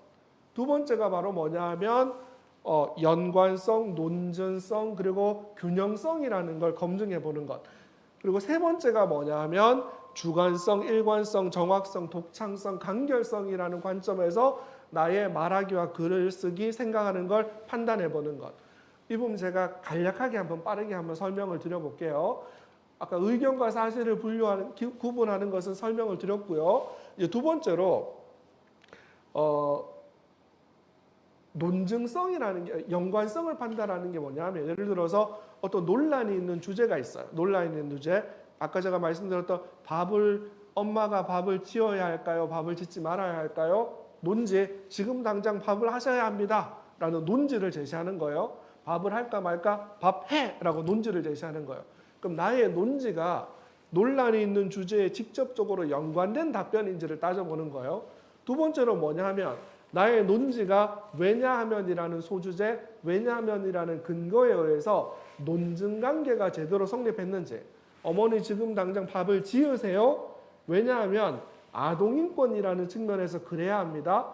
왜냐하면 저는 아직까지 미성년자고 유엔 헌장에 의하면 아동은 이러이러한 인권을 보장받아야 되기 때문입니다. 맞냐라는 거예요. 수직적으로. 그리고 수평적으로 이 소주제가 서로 균형되냐라는 거예요. 아동인권, 부모로서의 의무, 그리고 원만한 부부관계 균형이 맞냐라는 거예요. 이 세 가지를 따져보는 연습을 해야 되는 거예요. 제가 예를 한번 드려볼게요. 지금 제가 마무리 단계에 있는 책을 쓰고 있는 건데 제가 가지고 있는 문제의식 중에 하나가 뭐냐 하면 왜 사람들이 영어를 못할까? 왜 사람들이 영어로 문장을 만드는 것을 어려워할까? 제가 가지고 있는 문제의식 중에 하나가 뭐냐 하면 문법을 설명함에 있어서 잘못된 한자어 번역 그리고 잘못된 한국어 표기 때문에 사람들이 어려워하는 거야. 언뜻 보면 우리가 쓰는 문법 용어 예를 들어서 명사다, 동사다 이런 문법적인 용어가 엇비슷하거든요. 영어의 noun, verb와 한국어의 명사와 동사는 엇비슷해요. 비슷하기 때문에 우리가 영어를 이해하기에 도움이 되거든요. 근데 어긋나는 게 있어요. 전혀 다른 게 있거든요. 그 어긋나는 부분을 이해하지 못하기 때문에 정확하게 이해를 못하는 부분이 있는 거예요. 그래서 문법이라는 게 영어 문법이라는 게 쉬운 듯 어려운 이유가 당연한 거예요. 왜냐하면 한국어로 그걸 설명하는 개념 자체가 영어의 원래 개념을 못 잡아내기 때문이에요. 제가 지금 쓰고 있는 책 중에 하나가 뭐냐 하면 누구나 이해하기 쉽게 보다 쉽게 설명하되 보다 정확하게 그라마의 개념을 어떻게 설명할까? 그래서 제가 이 주제로 잡은 게 뭐냐면 영어 단어가 전달하는 의미가 있고 영어 단어가 전달하는 문법적 기능이 있거든요. 그러니까 단어라는 건 문법적 기능과 고유한 의미를 같이 봐야 되는 거예요. 근데 한국어로 영어에 있는 단어를 옮기다 보면 의미는 옮겨지는데 문법적 기능이 전혀 안 옮겨지는 경우가 많이 벌어집니다. 그래서 단어의 문법적 기능이라는 것에 초점을 맞추어서 설명을 하면 누구나 쉽게 영어로 문법적으로 완전한 문장을 사용할 수 있다라는 게 이 책이 전달하고자 하는 결론인데 영어로 문장을 완벽하게 만들려면 첫 번째로 뭘 해야 되냐면 문장의 기초를 만들어야 돼요. 두 번째가 뭐냐면 그 문장의 기초를 심화시키는 작업을 해야 되거든요. 세 번째가 이제 문장을 완벽하게 완성하는 게 필요합니다. 문장의 기초를 만들고 심화하고 완성하는 걸 해야 되거든요. 그러니까 문장을 기초를 만들려면 뭘 해야 되냐면 나운과 verб를 이해해야 되는데 나운을 이해한다라는 건 뭐냐면 뜻을 알아차리는 게 아니라 나운의 문법적 기능의 핵심이 countability, 셀 수 있는지 여부이거든요. 그러니까 이 나운을 이해하게 되면 전체 영어 단어의 50%가 나운이에요. 한국어 명사라는 말의 나운을 비슷하게는 설명하지만 전혀 설명하지 못하는 부분이 있어요. 두 번째가 전체 영어의 14%, 영어 단어의 14% 정도가 되는 verb라는 게 있습니다. 근데 이 동사라는 말은 verb라는 말을 전혀 엉터리로 번역한 말이에요. 한번 의심해 보지 않았어요? 동사라는 말은 한자어가 움직일 동자를 쓰거든요. 근데 영어의 verb는 예를 들어서 is라는 비동사는 동작을 나타내는 게 아니에요. 그러니까 verb가 동사가 아니란 얘기예요, 사실은. 근데 동사의 특징이 영어의 verb를 일부는 설명하는데 전혀 설명 못하는 부분이 있어요. 그러니까 이 verb를 이해하려면 predicate이라는 특징을, 문법적 기능을 이해해야 돼요. 사실은 이 두 가지 개념만 정확하게 기능을 이해하게 되면 영어 문장을 만들 수 있어요. 아주 심플하게. 이거를 좀 더 확대하게 되면 뭐냐 하면 명사를 좀 더 확대시키는 adjective를 해야 되는데 adjective는 우리말로 형용사인데 형용사라는 말이 영어의 adjective의 의미를 다 못 담아내요. adjective의 핵심은 뭐냐면 명사를 modify 하는 거예요. 명사에 대한 의미를 추가하는 기능을 하는 거예요. 이걸 modifier 수식어라고 번역하죠. 아쉬운 번역이긴 하지만 뭐 그대로 의미 전달이 됩니다. 그러니까 명사를 더 확대시키는 거예요. 그 다음이 뭐냐면 adverb예요. adverb라는 말을 부사로 번역했는데 이건 완전 엉터리 한자, 완전 엉터리 의미입니다. 영어 adverb를 하나도 의미를 전달하지 못한 표현이에요. adverb라는 뜻이 뭐냐면 add라는 말은 add to 더해주는 거예요. verb의 뜻을 더해주는 거예요. 그러니까 verb가 뭐냐에 대해서는 자세히 설명하지 않겠습니다. 지금은 여하튼 동사에 우리가 흔히 말하는 영어 동사의 뜻을 더해주는 거예요. 그러니까 noun과 verb만 알아도 이 문장을 만들 수 있어요. 근데 여기다가 adjective와 adverb까지 알면 웬만한 기초적인 문장은 다 만들어져요. 이걸 이제 좀 더 심화시키기 위해서는 뭘 알아야 되냐면 명사를 다시 또 늘리는 거예요. 명사를 늘리는 방법 중에 하나가 뭐냐면 프로나운의 개념을 이해해야 돼요. 프로나운이라는 개념은 대명사라고 번역했는데 이 프로나운을 우리나라 말에 있는 대명사라는 개념하고 많이 달라요. 훨씬 더 넓은 개념이에요. 그러니까 영어의 프로나운을 알게 되면 문장의 기초를 굉장히 확대시킬 수 있어요. 그 다음이 뭐냐면 프레포지션을 알아야 되는데 한국말에는 없는 개념이에요.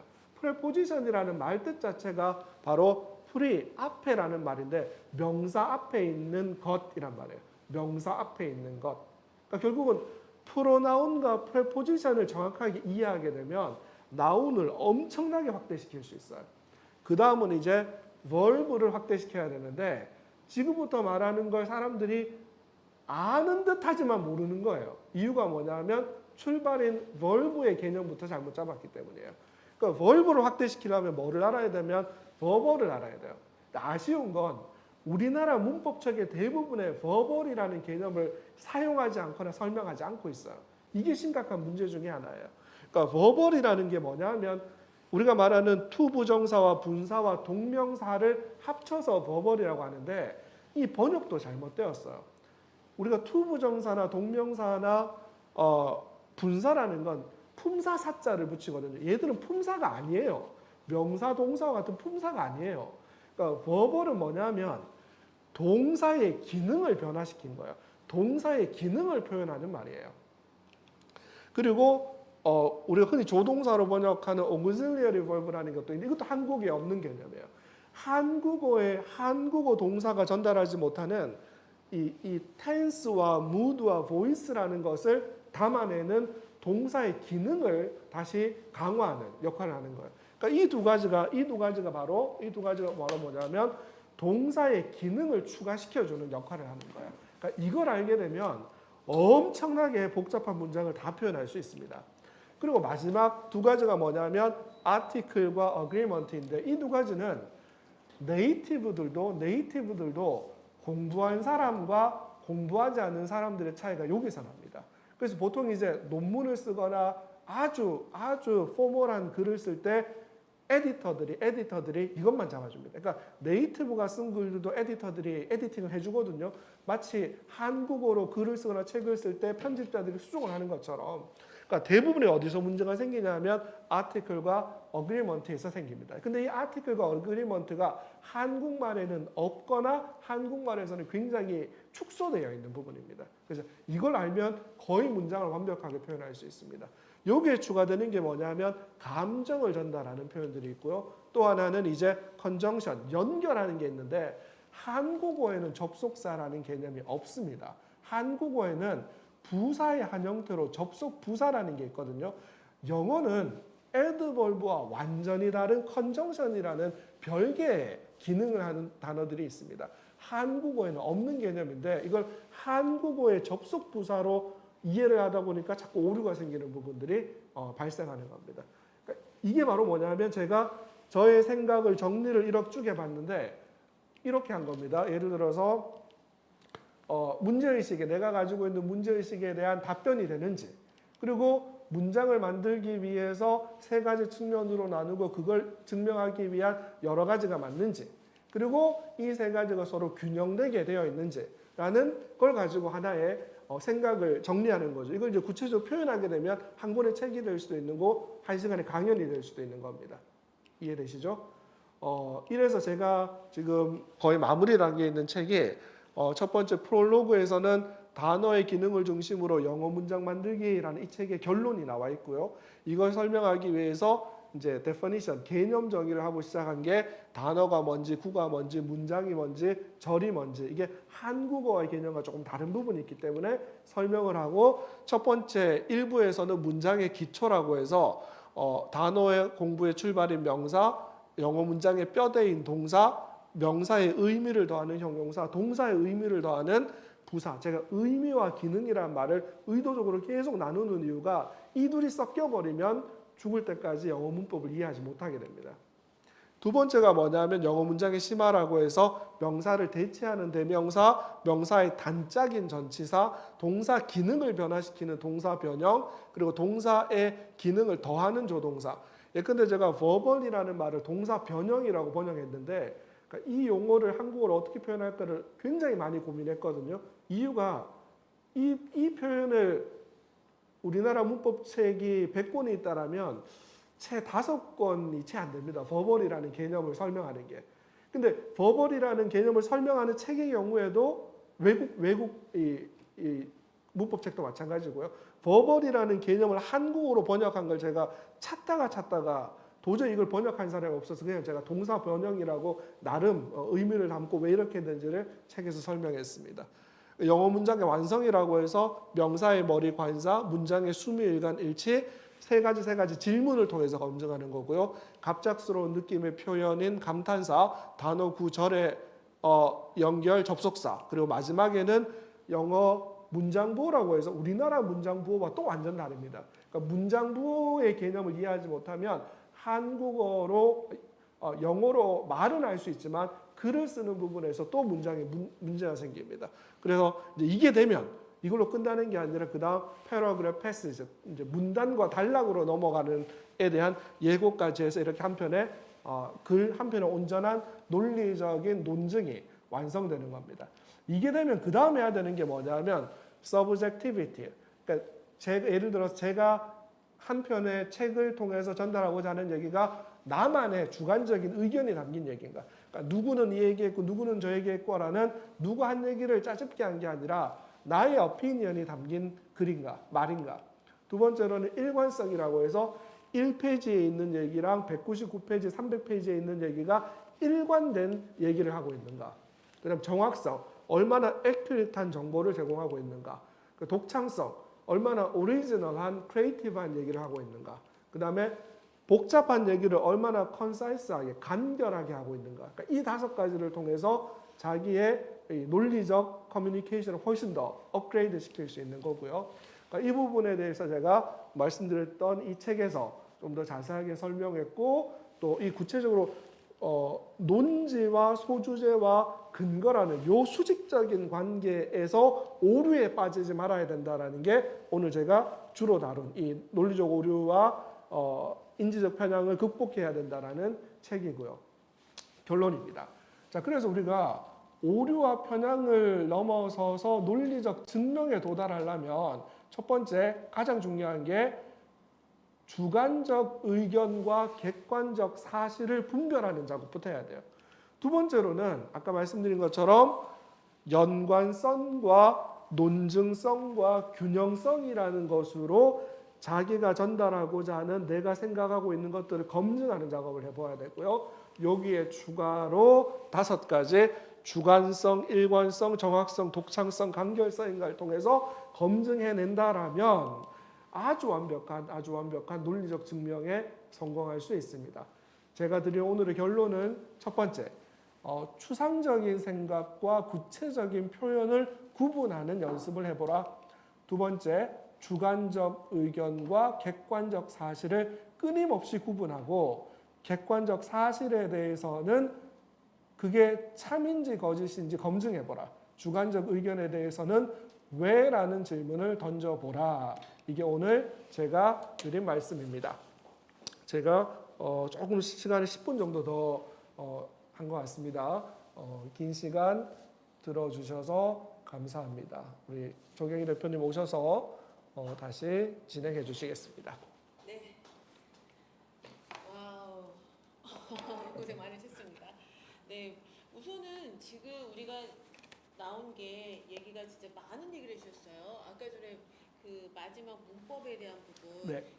결국은 사실은 문법이 영어에 대한 얘기를 하고 싶어서 얘기하신 건 아닌 것 같아요. 네. 그렇죠? 그러니까 아까 말씀드린 것처럼 그 트리비움이라는 제가 처음에 화두를 꺼냈던 게 있는데 이 트리비움이 쉽게 말하면 커뮤니케이션을 잘 해야지만 너가 다른 사람이 파놓은 함정과 편향에 빠지지 않고 다른 사람의 의도에 휘둘리지 않고 네가 생각하는 올바른 길로 제대로 갈 수 있다. 다른 사람이 쳐놓은 억압과 속박으로부터 자유로워지는 기술을 서구 사회에서는 2000년 이상 가르쳤거든요. 그 세 가지가 바로 그라마와 레토릭과 이 라직이라는 건데 아주 쉽게 말하면 그라마라는 건 단어를 모아서 문장 차원에서 커뮤니케이션을 하는 데 필요한 원칙의 문제이고요.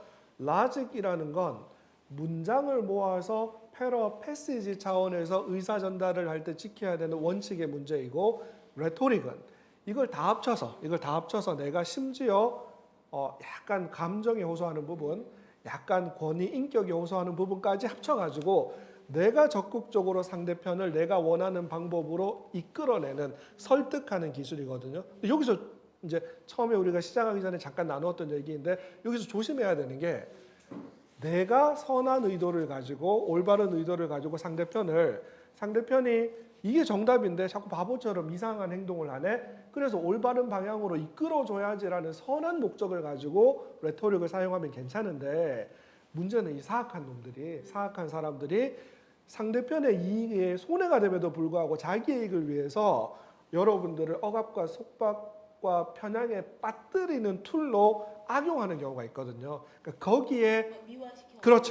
그렇죠. 감정에 호소해가면서 손해보는 결정을 하게 만드는 거예요. 또 마치 사기꾼인데 내가 아주 인격자인 것처럼 권위자인 것처럼 해서 상대편의 판단을 오도하는 거예요. 사기꾼들은 이걸 아주 맞습니다.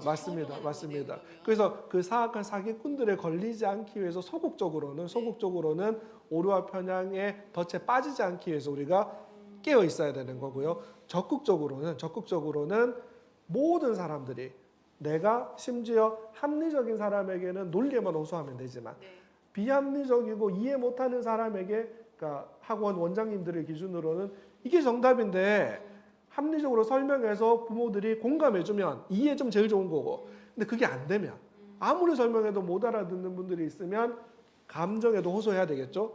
또 나의 권위와 인격에도 호소해서 아이에게 부모에게 최선의 정답으로 올 수 있도록 이끌어줘야 돼요. 근데 다만 여러분들이 절대로 evil 해주면 안 된다라는 겁니다. 그래서 구글에서 그럼요. 그래서 구글에서 자기들의 캐치프레이즈로 쓴다라는 말이 don't be evil이라고 하지 않습니까? 네.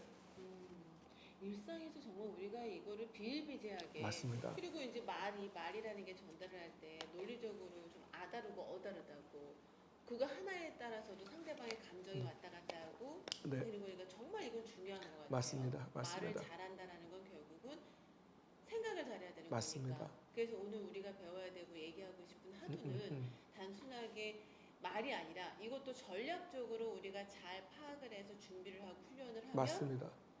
생각을 합리적으로 하고 또 의사소통에 있어서도 힘 있는 의사소통으로 상대방을 제압이라고 하면 좀 그렇고 설득시킬 수 있다는 거를 우리가 오늘 배우고 싶은 화두라고 봐요.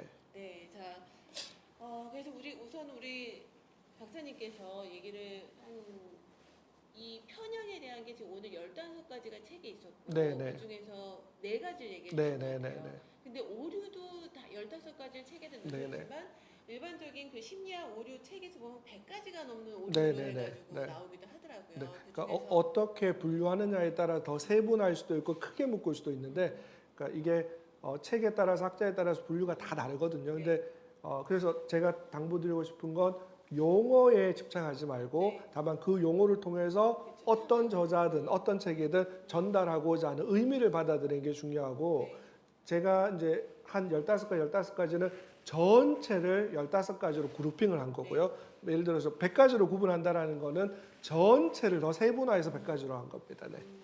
한 100가지 정도를 우리가 그래도 자연스럽게 읽어보면 나를 객관화시키는데 상당히 도움이 될 것 같아요. 맞습니다. 네. 네. 그리고 원래 알고 있지만 학원 원장님들께서는 팜플렛을 만드든 또 뭐 설명을 하든 광고 홍보물을 만드든 웹사이트를 만드든 이러한 원칙들을 생각하시면 훨씬 더 본인이 전달하고자 하는 바대로 고객들을, 학생들을, 부모님들을 이끌어갈 수 있는 툴이 될 수 있을 겁니다. 이 책에서 그 마케팅을 할 때 이건 갑자기 제가 잠깐 써놓은 거긴 한데 미끄러운 경사면의 오류라는 것도 있어요. 결국은 뭐 나비효과처럼 뭐 사탕을 먹고 싶다, 사탕을 먹는다, 그러면 뭐죠? 뭐 중독이 된다, 그러면 비만이 된다라고 해서 결과 뭐 이런 부분 같은 경우도 마케팅을 활용할 때 학부모님들한테 성적 오르시고 싶으십니까? 그러면 좋은 학원 선택하세요. 우리 학원으로 오세요. 이렇게 그러면 아이가 결과적으로 좋은 대학을 가서 인생에 성공합니다. 맞습니다. 이런 스토리를 전개를 해주는 게 미끄러운 경사면의 맞습니다. 맞는데 이제 한 가지만 제가 조건을 달면 첫 번째 조건은 다만 그 결론이 그들에게 유익해야 된다라는 전제가 있고요.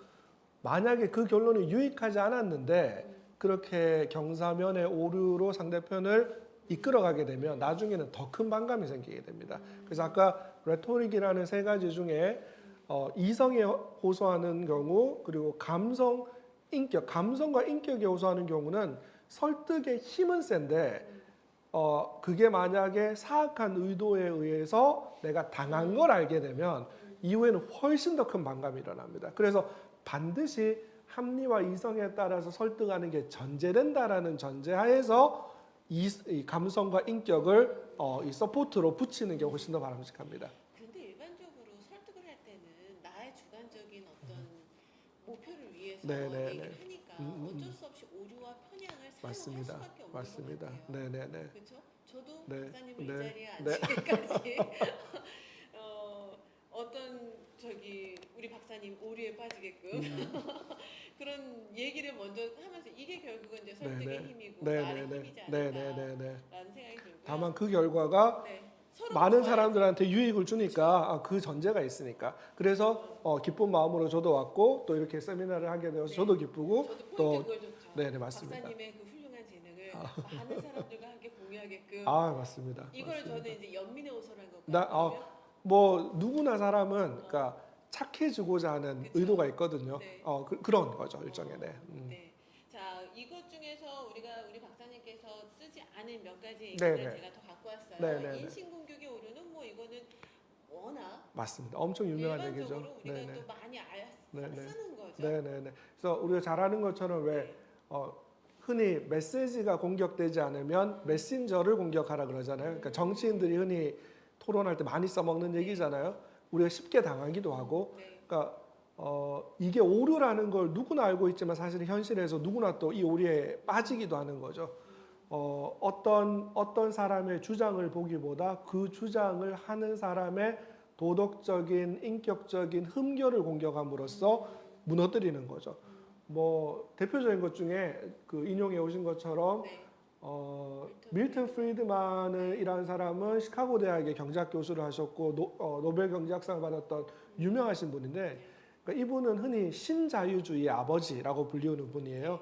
그래서 이제 재밌는 건 뭐냐면 인터넷에 신자유주의라고 쳐보면 거의 95% 이상은 나쁘다, 쓰레기, 비판의 얘기예요. 그러니까 신자유라는 용어 자체가 사실은 그것을 비난하는 사람들이 주로 쓰는 용어예요.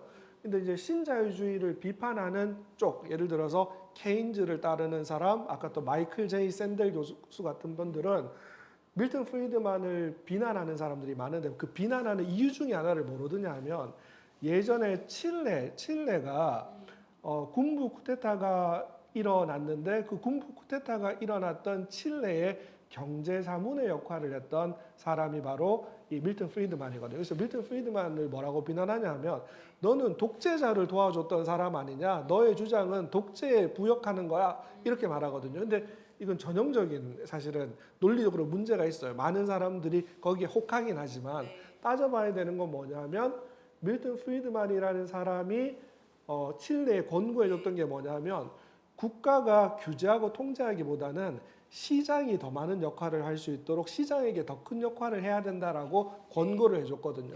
근데 사실은 똑같은 권고를 우리나라도 받았어요. 언제 받았냐면 외환위기가 벌어졌을 때 김대중 대통령이 당선되시고 취임하시고 외환위기를 극복하는 과정에서 IMF가 우리한테 돈을 빌려준 조건으로 줬던 게 뭐냐면 IMF 구제금융 프로그램의 패키지 딜 중에 하나가 정부의 규제를 줄이고 시장에게 맡겨야 된다라는 그 정책을, 그러니까 칠레한테 줬던 정책을 외환위기 직후에 우리가 그대로 다 받았어요. 근데 우리는 결국 IMF가 줬던 경제 정책을 수행해서 위기로부터 벗어났고 지금 세계 10위의 경제 규모를 유지하고 있는 거거든요.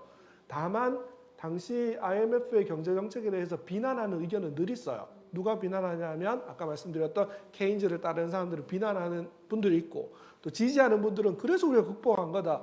논란이 있긴 한데 누구의 의견을 따르는지는 선택의 문제. 잘하세요? 네. 집합을 하셔서 그러나? 네, 뭐 이제 국제 경제에 관한 문제여서, 그러니까 제가 했던 분야도 법학이긴 하지만 경제법이라서 경제적인 현상을 법률적으로 권리 의무로 판단하는 뭐 거를 했고 또 경영학도 공부했고 이래서 네 그렇습니다. 많은 만큼 보인다고. 네. 너무 모든 게 다 보이시겠어요. 재밌으시겠어요.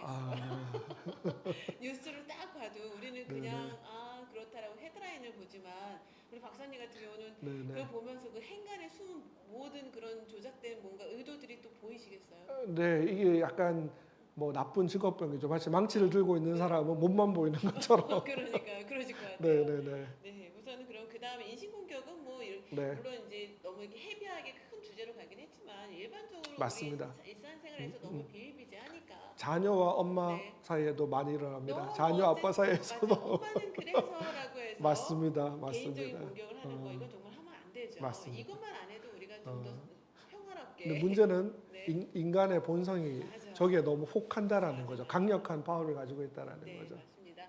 자, 이제 그 다음에 우리 이제 연민에 호소하는 오류라고 했으나 여기서 지금 지구 온난화 불쌍한 북극곰 이미지라고 지금 했는데요.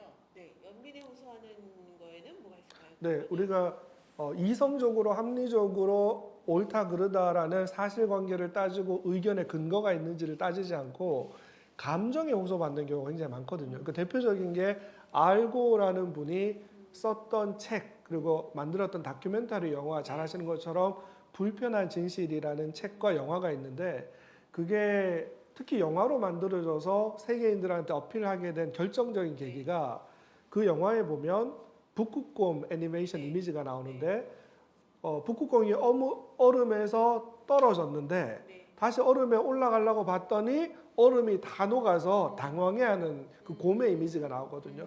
그러니까 그 이미지를 보면 누구나 북극곰이 너무 불쌍하잖아요. 눈물 날 정도로. 그러니까 그걸 보면서 지구 온난화를 해결해야 된다라는 CO2를 줄여야 된다라는 주장을 하시는 거거든요. 네, 네. 근데 이걸 가만히 살펴보면 어떤 거냐면 알고의 주장은 이거예요.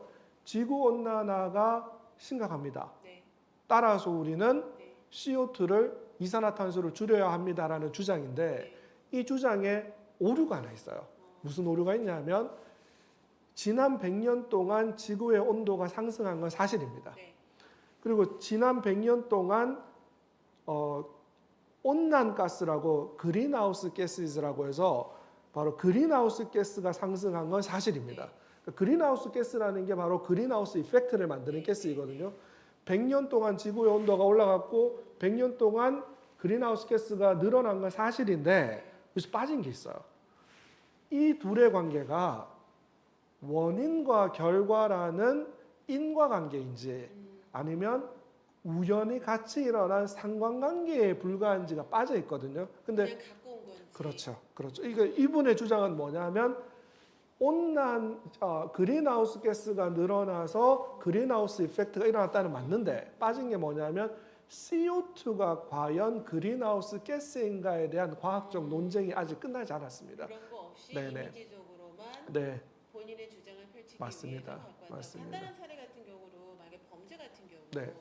어떤 누군가 살인을 했어요. 네. 근데 어쨌든 살인은 극명한 범죄임에도 불구하고 어쨌든 이 사람에 대한 개인적인 아픔 뭐 이런 것들로 인해서 맞습니다. 법적인 호소를 맞습니다. 한다든가 이게 맞습니다. 가장 우리가 일상에서 볼 수 있는 네네. 연민에 대한 호소. 네네. 네. 학생이 어떤 나쁜 짓 누굴 때렸어. 근데 이거는 그 아이가 때린 것만 가지고 우리가 분석을 접근을 해야 되는데 맞습니다. 얘는 집에서 엄마 아빠가 안 계시고요. 맞습니다. 뭐 하고요라고 그런 부분까지 네네. 같이 우리가 네. 어떤 상황을 해석할 때 같이 들어가는 맞습니다. 부분이 이 부분에 들어가는 게 네네. 아닐까 싶습니다. 네네. 네. 네. 자, 그다음에 이제 우리 권위 요소하는 오류. 네. 네, 너무 유명한 얘기죠. 뭐 갈릴레오 갈릴레이가 그래도 지구는 돈다라고 했는데 이 갈릴레오 갈릴레이를 비롯한 많은 지동설을 주장했던 사람들이 로마 교황청의 종교 재판을 받아서 평생 가택연금이 되고 죽임을 당하고 했던 일들이죠. 그러니까 이게 권위가 너무 세게 되면 네. 합리적인 토론과 논쟁이 무너지게 되잖아요. 그래서 권위는 존중받아 마땅하지만 뭐에 대한 추가적인 게 돼야 되냐면 이성과 합리적 판단에 추가가 돼야 되지 이성과 합리적 논쟁을 앞질러 버리면 우리가 이 비과학적 결론에 도달할 수 있다라는 거죠. 일반적으로 우리가 이거는 일반 사람들이 쓰는 게 그런 거겠죠. 야, 내 얘기를 합리화시키기 위해서. 야, 이거 누구도 그랬어. 맞습니다, 예를 맞습니다. 들면 이성엽 박사님 훌륭하신데. 네네. 네, 잘 안 들려요? 진짜요? 꺼있구나. 이런 제게 꺼있냐. 말 많이 했는데. 네, 권위 호소하는 오류 같은 경우는 그러면은 그런 거죠. 진짜로 누구도 그랬어. 맞습니다. 라고 그 사람이 했으니까 이거는 내 말이 신빙성이 네네. 있는 거야. 네. 이런 식으로 접근하는 맞습니다. 게 일반적으로 많이 쓰는 것 맞습니다. 같아요. 맞습니다. 내 말을 더 일반화시키기 우리가 위해서. 그 홍보할 때 네. 브랜드 이미지를 높이기 위해서 유명인들의 광고 그러니까. 모델로 쓰는 게 전형적인 결국은 그런 여기서 것들입니다. 이제 밴드웨건도 같이 들어가는 맞습니다. 걸 테고요. 맞습니다. 연결되는 걸 테고요. 자, 이제 그 다음에 우리가 시간이 이제 가고 있으니까 오류가 끝났는데 여기 저기 주신 것 중에서 저는 그 일반화의 오류에서 제가 아까 전에 우리가 일반적으로 제일 하면 안 되는 게 일반화인 맞습니다. 것 같아요. 정말 많잖아요. 뭐 맞습니다. 그 하나를 알면 열을 안다라는 거 이게 되게 좋은 말이고 설득력 있는 것 같지만 그게 가장 큰 오류이기도 하고 맞습니다. 그리고 여행 같은 경우도 제가 인도를 갔다 왔잖아요. 네네. 그럼 사람들이 그래요. 뉴스 같은 것만 보고 인도 위험하지 않아? 위험한 행동을 할 때 위험한 거거든요. 밤에 혼자 돌아다니거나 하지 말라는 행동을 할 때 위험한 건데 그런 모든 전제 조건은 다 빼고 인도 위험해. 뭐 이런 식의 그런 일반화는 너무너무 비일비재해요. 그렇죠? 이거를 우리가 더 극복해야 되는 게 네네. 중요하지 않을까. 그리고 하나를 제가 오늘 오다가 봤는데 귀인의 오류라고 또 있더라고요. 귀인이라는 말이 중요한 훌륭한 사람이 아니라 이유를 돌아올 귀인데 그 뭐였죠? 내로남불. 네네. 내로남불이 가장 기본적인 내가 하면 좋은 거고 맞습니다. 남이 하면 나쁜 네네네. 거고. 자기 중심적으로 판단하는 거죠. 네. 일반화와 그 귀인의 오류가 우리가 일반으로 네. 인신공격. 이게 가장 맞습니다. 우리가 하면 안 되는 기본적인 네네네. 이거는 하지 말아야 되겠다. 네네.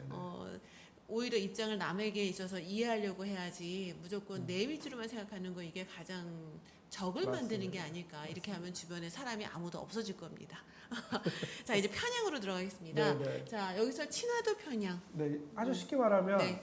나하고 친한 대상에 대해서는 긍정적으로 너그럽게 평가하는 거고 네. 나와 다른 대상에 대해서 친하지 않은 대상에 대해서는 네. 부정적으로 보는 거죠. 네. 대표적인 게 네. 우리가 그 이민 정책 다문화주의와 관련해서 왜 반이민 정서가 나타나냐 하면 그 사람 한 사람을 보는 게 아니라 네. 나와 똑같이 생긴 사람 피부색이 같으면 뭔가 만든 것 같고 정의로워 보이고 옳게 보이는데 피부색이 다른 사람에 대해서는 뭔가 최악의 경우를 가정하게 되고 부정적인 생각을 가지게 되는 거예요. 그래서 이런 논란이 아주 벌어졌던 게 우리는 이제 이민사회 다문화주의에 대한 논쟁이 아주 출발 단계이지만 네. 미국은 백인들을 중심으로 한 네. 전통적으로 이민을 반대하는 네. 공화당을 지지하는 극단적인 세력들도 있고 또 민주당 중심으로 유색 인종들, 새로운 이민자들 중심으로 적극적인 이민 정책을 하자라는 쪽이 있잖아요. 네. 그러니까 이런 논란이 벌어지는 이유 중에 하나가 뭐냐면 이런 적극적 이민 정책을 주장하는 쪽에서 보기에 백인 중심으로 반이민 정책을 주장하는 사람들은 자기와 피부색이 다른, 자기와 다른, 자기와 친하지 않는 그룹에 대해서 반감과 최악의 경우를 자꾸 가정하는 이게 생기는 거예요. 그러니까 우리도 이제 앞으로 이민에 대한 다문화주의에 대한 고민을 해야 되는 시점이잖아요. 출산율이 낮기 때문에. 네. 그래서 이런 미국 사회의 논의에서 네. 벌어졌던 편향에 네. 빠지지 않도록 네. 해야 될 것 같습니다. 결국은 편가르기네요. 맞아요. 내 밥그릇 더 곤고히 지키기 위해서 네. 편가르기를 내 밥그릇을 잘 지키려면 내 편이 더 단단해져야 되는 거니까 네, 그러려면 네. 상대편을 무너뜨려야 되는 거니까 그래서 끼리끼리 해가지고 서로 간에 이렇게 편가르기 해가지고 파벌 뭐 이런 것들이 여기서 다 나오겠네요. 그래서 끼리끼리 때문에 빠지게 네. 되는 오류입니다. 네, 그렇죠.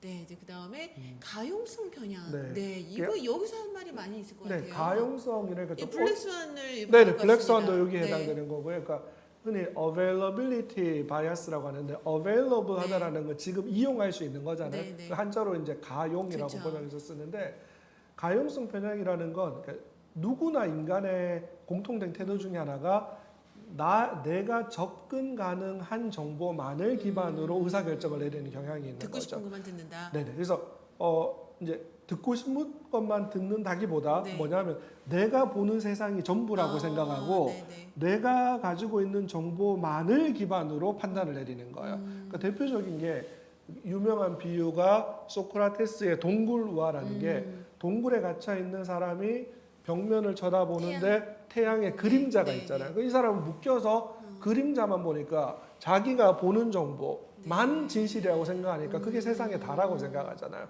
그러니까 소크라테스가 얘기하는 철학자는 네. 사슬을 끊고 네. 동굴을 나와서 진짜 태양을 봐야 된다라는 네. 거예요. 모든 정보를 다 보고 판단하라는 네. 거죠. 이게 제일 중요한 것 같습니다. 우리가 이렇게 사실 체계 정원을 하고 우리 학원 운영과 별개의 주제로 이렇게 시간을 내서 또 이상현 박사님 같은 경우도 바쁜 와중에 이렇게 해주시고 저도 이렇게 체계 정원이라는 부분을 어쨌든 시작은 어떻게 되든 간에 자꾸 이런 과정을 하면서 이런 강연을 준비하는 이유가 이 가용성 편향에서 우리가 벗어나야 네네. 되지 않을까. 우리가 갇혀있는 학원이라는 부분, 내가 보는 부분, 물론 이제 그게 책임감이고 열심히 하는 부분도 있지만 훨씬 더 우리 울타리를 넘으면 맞습니다. 더 높이 맞습니다. 10m 위로 올라가면 더 넓게 네네. 보이고 네. 더 넓은 걸 우리가 이렇게 품을 수 있고 이해할 수 있고 그리고 그런 마음으로 우리 학생들을 가르칠 때 맞습니다. 훨씬 더 넓은 거를 우리가 전파를 해줄 수 있으니까 네네. 이 가용성 편향이 정말로 어른들이 결국은 이거에 많으면 꼰대인 거잖아요. 맞아요. 내가 본 세상이 나라고 네. 생각하시니까. 결국은 꼰대 되는 거잖아요. 여기서 벗어나야 되지 않을까 네네. 싶어요. 이 동구루와 맞아요. 내가 보는 세상이 절대로 다가 아니라는 이런 마음을 가지고 우리가 세상을 접할 때 모든 게 다 재밌고 세상이 하루하루가 재밌고 행복하지 않을까 맞습니다. 싶어요. 맞습니다. 네, 자 그다음 이제 거의 마지막인데 이 사일로 효과 편향. 근데 네네. 이것도 비슷한 결과적으로는 거예요. 비슷한 것 네네. 같아요. 그러니까 네. 우리가 흔히 터널링 이펙트라고 네. 표현하기도 하는데 네. 터널 혹은 사료를 담아놓는 큰 길쭉한 통, 네, 이 통을 이 제가 갖고 왔습니다. 이미지. 사일로에만 들어가 있다라는 말은 결국은 높은 담을 쌓고 네. 나하고 비슷한 생각, 비슷한 경험만 가지고 있는 사람들끼리 그게 다라고 생각하게 되면 네. 자기 중심적으로밖에 못 보게 되고 집단 사고에 빠지게 되는 거죠, 결국은. 네. 원장님도 제가 이제 이 사일로 효과 편향 때문에 저 사진을 갖고 왔는데 사일로가 이렇게 곡물을 놓는 이 통을 사일로라고 하더라고요. 길쭉한 통이에요. 네. 그럼 저 안에 통에 들어가 있는 사람들은 옆에 있는 통이 어떻게 되는지 모른다. 네네네. 결국 이걸 뭘 얘기하는 거냐면 원장님들 조직 관리 하시잖아요. 조직 관리할 때 내 부서만 알고 예를 들면 국어과 영어과 이렇게 서로 간에 있어서 교류가 없이 내 거에만 함몰될 수 있는 네. 이 조직 관리에서도 들어가더라고요. 맞습니다. 이게 보니면은 네네네. 이 부분에 대해서 이걸 넘나들 수 있고 이게 서로 간에 소통이 될 수 있는 걸 해야 된다라는 거에서 이 부분을 맞습니다. 가져오셨더라고요. 자, 그 다음에 이제 여기까지 해가지고 얘기가 됐고요. 네. 이거는 제가 오늘 이렇게 강의를 이렇게 해보니까 듣다 보니까 꼭지별로 우리가 정말로 편안하게 오늘 네네. 너무 많은 얘기를 전달을 하려다 네네. 보니까 개념만 전달하다 보니까 오히려 듣다 보면 이게 뭐지라고 공부를 하는 느낌으로 지금 네네. 원장님들이 또 이걸 받아들이실 수도 있을 것 같은데 오히려 이걸 하나하나씩 해서 우리가 편안하게 사례식으로 해서 이걸 나가면 좋을 것 같아서 네네. 우리 박사님과 함께 또 우리 유튜브 한번 진행해 보죠. 아유, 감사합니다. 네, 이거를 정리하실 때 정말 저는 책을 한 2년 작년부터 책을 쓰셨던 것 같은데요, 그렇죠? 닥터리 이제 작년에 세 권의 책이 나왔는데 네. 세 권의 책이 사실은 다 맞물려 있는 거라 가지고 뭐 세 권 아이디어를 짜는 데는 오래 걸리지 않았는데 이제 네. 구체적인 사례, 네. 쉬운 이그젬플, 하지만 조금 또 약간 아카데믹한 이그젬플을 섞다 보니까 그런 사례들을 찾고 정리하는데 조금 시간이 걸렸습니다. 우리 박사님은 스스로 개인적으로 어떤 오류에 많이 빠지고 어떤 편향을 가지고 있다고 생각하세요? 네, 저는 저 또한 아까 말씀드렸던 여러 가지 표현들에 다 네. 빠지고 있거든요. 네. 빠지고 있는데 이 논증이라는 거는 나는 이루었어가 없어요. 그러니까 누구나 각성하고 순간순간 빠지지 않기 위해서 고민하는 것뿐이거든요. 네. 그러니까 저 또한 제가 경험한 게 전부라고 생각하는 경향도 있고 저 또한 저하고 친하고 익숙한 것이 옳다고 생각하는 경향이 있어서 네. 항상 새로운 것, 낯선 것, 불편한 것들을 접해보려고 나름은 최선을 다해서 노력하고 있는데 네. 저희 집사람 표현으로는 전혀 불편한 거 싫어하는 사람이라고 또 저의 이러한 노력을 서로 깎아내리기도 합니다. 다른 사람들이 만나면 인연인 거래요. 네. 그게 더 행복한 결혼 생활이랍니다. 네, 오늘 우선 많은 얘기를 우리가 들었고요. 정말로 우리 스스로가 이렇게 이게 제가 아까 전에 이거를 아까 깔았었는데 오늘의 화두는 이제 이런 것들이 있다는데 중요한 거는 그럼 so what? 그러면 이거를 분명히 우리가 극복할 수 있는 방법이 있을 거라는 생각이 네, 들어서 네. 찾아보니까 SAT라고 아까 전에 뭐였죠? 거기 사이트 이름이 까먹었죠. 저희도 코그바. 코그바. 네, COGBA라고 제가 이따 올려놓도록 하겠습니다. 코그박.com이라는 데를 들어가면 이 인지적 편향과 오류를 극복하는 방법에 대한 그리고 내가 어떤 인지적 편향을 갖고 있는지에 대한 그 검사 리스트를 하는 또 한 박사님께서 그거를 만들어 놓으신 사이트가 있더라고요. 제가 그거는 따로 공지를 해서 한번 간단하게 우리가 MBTI나 인성 검사나 이런 부분들에 대한 그 검사 툴은 많이 봤지만 저도 오늘 박사님 강의 때문에 그럼 이거에 대해서 체크하는 방법은 없을까라고 이제 여러 가지 찾다 보니까 새로운 걸 찾아냈습니다. 그래서 그건 제가 다시 링크를 올려놓도록 할 테니까 우리 함께 공유하면서 편향과 오류를 우리가 미리 알고 있으면 충분히 훈련으로 우리가 이거를 극복할 수 있고 나를 우선은 나에 대해서 먼저 체크를 할 수 있으리라 봅니다. 그래서 오류에 안 빠지고 오히려 편향을 하다 보면 오류에 빠지는 거고 역으로 근데 사실 오류와 편향을 역으로 이용하면은 훨씬 더 설득의 기술로 네네. 우리가 활용할 수가 있고 오히려 서로가 더 합리적 물론 여기에는 이제 이불이라고 했죠. 사악한 어떤 목적성을 가지고 접근을 하면 안 되고 서로가 좋을 수 있는 결과를 도출하기 위해서 서로가 합리적 의사선택과 하기 위해서 충분히 우리가 활용할 수 있으리라 봅니다. 네, 감사합니다. 감사합니다. 네, 감사합니다. 자, 여기까지 우리 조경 있는 세계 정원 7회 강의였습니다. 다음 주에 뵙겠습니다. 네, 수고하셨습니다. 수고하셨습니다. 초반에 그래도 들렸다고 하네요. 우리 김철원 원장님께서.